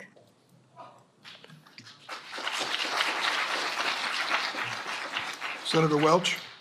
I want to thank my colleague, Senator Blackburn, for her decade of work on this. I actually have some optimism. There is a consensus today that didn't exist, say, 10 years ago, that there is a profound threat to children, to mental health, to safety. There's not a dispute. That was in debate before. That's a starting point. Secondly, we're identifying concrete things that can be done in 4 different areas. One is industry standards. 2 is legislation. 3 are the courts. And then 4 is a proposal that Senator Bennett, Senator Graham, myself, and Senator Warren have to establish an agency, a governmental agency, whose responsibility would be to engage in this on a systematic, regular basis with proper resources. And I just want to go through those. I appreciate the industry standard decisions and steps that you've taken in your companies. But it's not enough, and that's what I think you're hearing from my colleagues. Like, for instance, where there are layoffs in it is in the trust and verify programs. That's alarming because it looks like there is a reduction in emphasis on protecting things. Like, you just added, Ms. Yacarino, 100 employees in Texas in this category. And how many did you have before? The company is just coming through a significant restructuring. So we've increased the number of trust and safety employees and agents all over the world by at least 10% so far in the last 14 months, and we will continue to do so, specifically in Austin, Texas. All right, Mr. Zuckerberg, my understanding is there have been layoffs in that area as well. There's added jobs there at Twitter, but at Meta, have there been reductions in that? There have been across the board, not really focused on that area. I think our investment is relatively consistent over the last couple of years. All right, We well- invested almost $5 billion in this work last year, and I think this year will be on the same order of magnitude. All right, and another question that's come up is when, to the horror of a user of any of your platforms, somebody has an image on there that's very compromising, often of a sexual nature. Is there any reason in the world why a person who wants to take that down can't have a very simple same-day response to have it taken down? I'll start with Twitter on that. I'm sorry, Senator, I was taking notes. Could you repeat the question? Well, there's a lot of examples of a young person finding out about an image that is of them and really compromises them and actually can create suicidal thoughts. And they want to call up or they want to send an email and say, take it down. I mean, why is it not possible for that to be responded to immediately? Well, we all strive to take down any type of violative content or disturbing content immediately. At X, we have increased our But capabilities shouldn't with a that be, shouldn't that two-step just be a reporting standard? process. If I'm a parent or I'm a kid and I want this down, shouldn't there be methods in place where it comes down? You can see what the image is. Yes. An Mr. Zuckerberg, go ahead. ecosystem-wide standard would improve and actually enhance the experience for users at all our platforms. All right. There actually is an organization that I think a number of the companies up here are a part of called Take It Down. It's some technology that we and a few others All right, built. so that you all are in favor of that, because Oh, this that already is going to give exists. some peace of mind to people, all right? It really, really matters. I don't have that much time, so we've talked about the legislation, and Senator Whitehouse had asked you to get back with your position on Section 230, which I'll go to in a minute, but I would welcome each of you responding as to your company's position on the bills that are under consideration in this hearing, all right? I'm just asking you to do that. Third, the court, this big question of Section 230. And today, I'm pretty inspired by the presence of the parents who have turned their extraordinary grief into action and hope that other parents may not have to suffer what for them is a devastating, for everyone, a devastating loss. Senator Whitehouse asked you all to get back very concretely about Section 230 and your position on that. But it's an astonishing benefit that your industry has that no other industry has. They just don't have to worry about being held accountable in court if they're negligent. So you've got some explaining to do, and I'm just reinforcing Senator Whitehouse's request that you get back specifically about that. And then finally, I want to ask about this notion, this idea of a federal agency who's resourced and whose job is to be dealing with public interest matters that are really affected by big tech. It's extraordinary what has happened in our economy with technology, and your companies represent innovation and success. But just as when the railroads were ascendant and were in charge and ripping off farmers because of practices they were able to get away with, just as when Wall Street was flying high, but there was no one regulating blue sky laws. We now have a whole new world in the economy. And Mr. Zuckerberg, I remember you testifying in the Energy and Commerce Committee, and I asked you your position on the concept of a federal regulatory agency. My recollection is that you were positive about that. Is that still the case? I think it could be a reasonable solution.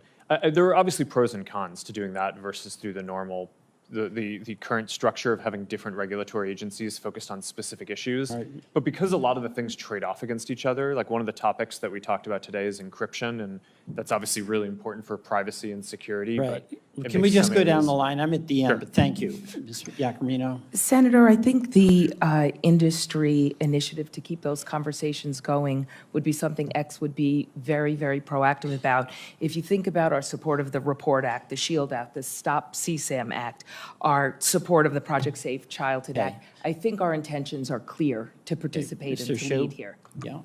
Senator, we support national privacy legislation, for example, so that sounds like a good idea. We just need to understand what it means. All right. Mr. Spiegel? Senator, we'll continue to work with your team, and we'd certainly be open to exploring the right regulatory body for big technology. But the idea of a regulatory body is something that you can see has merit. Yes, Senator. And Mr. Sifrin? Yeah, we're very open to working with you and our peers and anybody on helping make the internet a safer place. You know, I think you mentioned this is not a one-platform problem. Right. So we do look to collaborate with other companies and with nonprofits in the government. Okay. I thank you all. Mr. Chairman, I yield back. Thank you, Senator Welch. Well, we're going to conclude this hearing, and thank you all for coming today. You probably have your scorecard out there. You've met at least 20 members of this committee and have your own impressions of their questioning and approach and the like.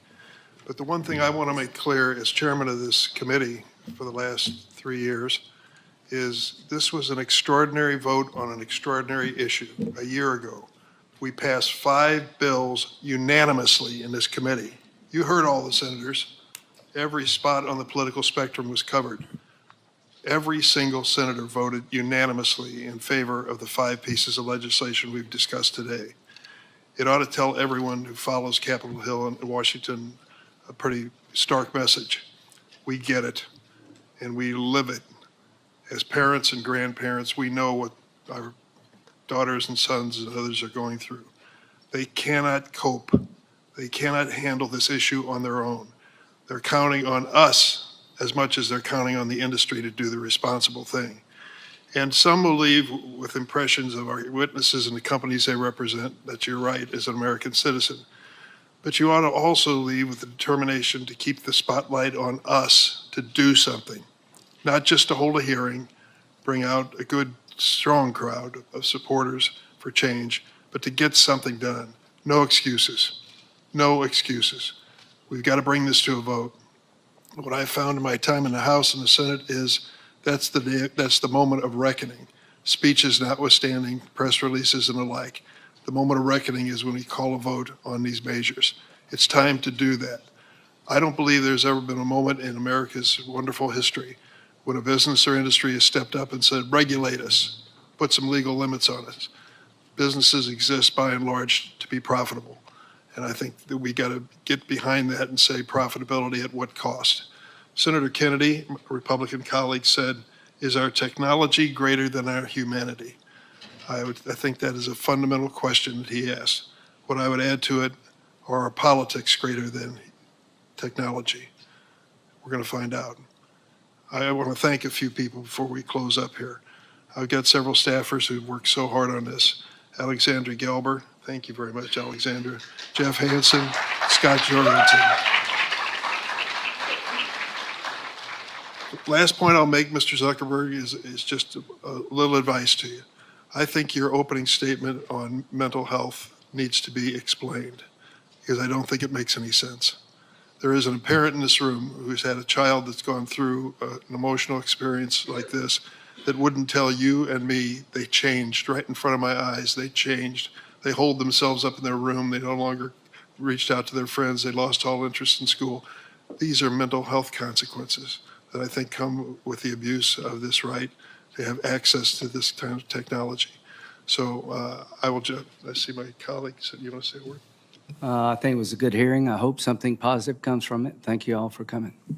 The hearing record's going to remain open for a week for statements, and questions may be submitted by senators by 5 p.m. on Wednesday. Once again, thanks to the witnesses for coming. The hearing stands adjourned.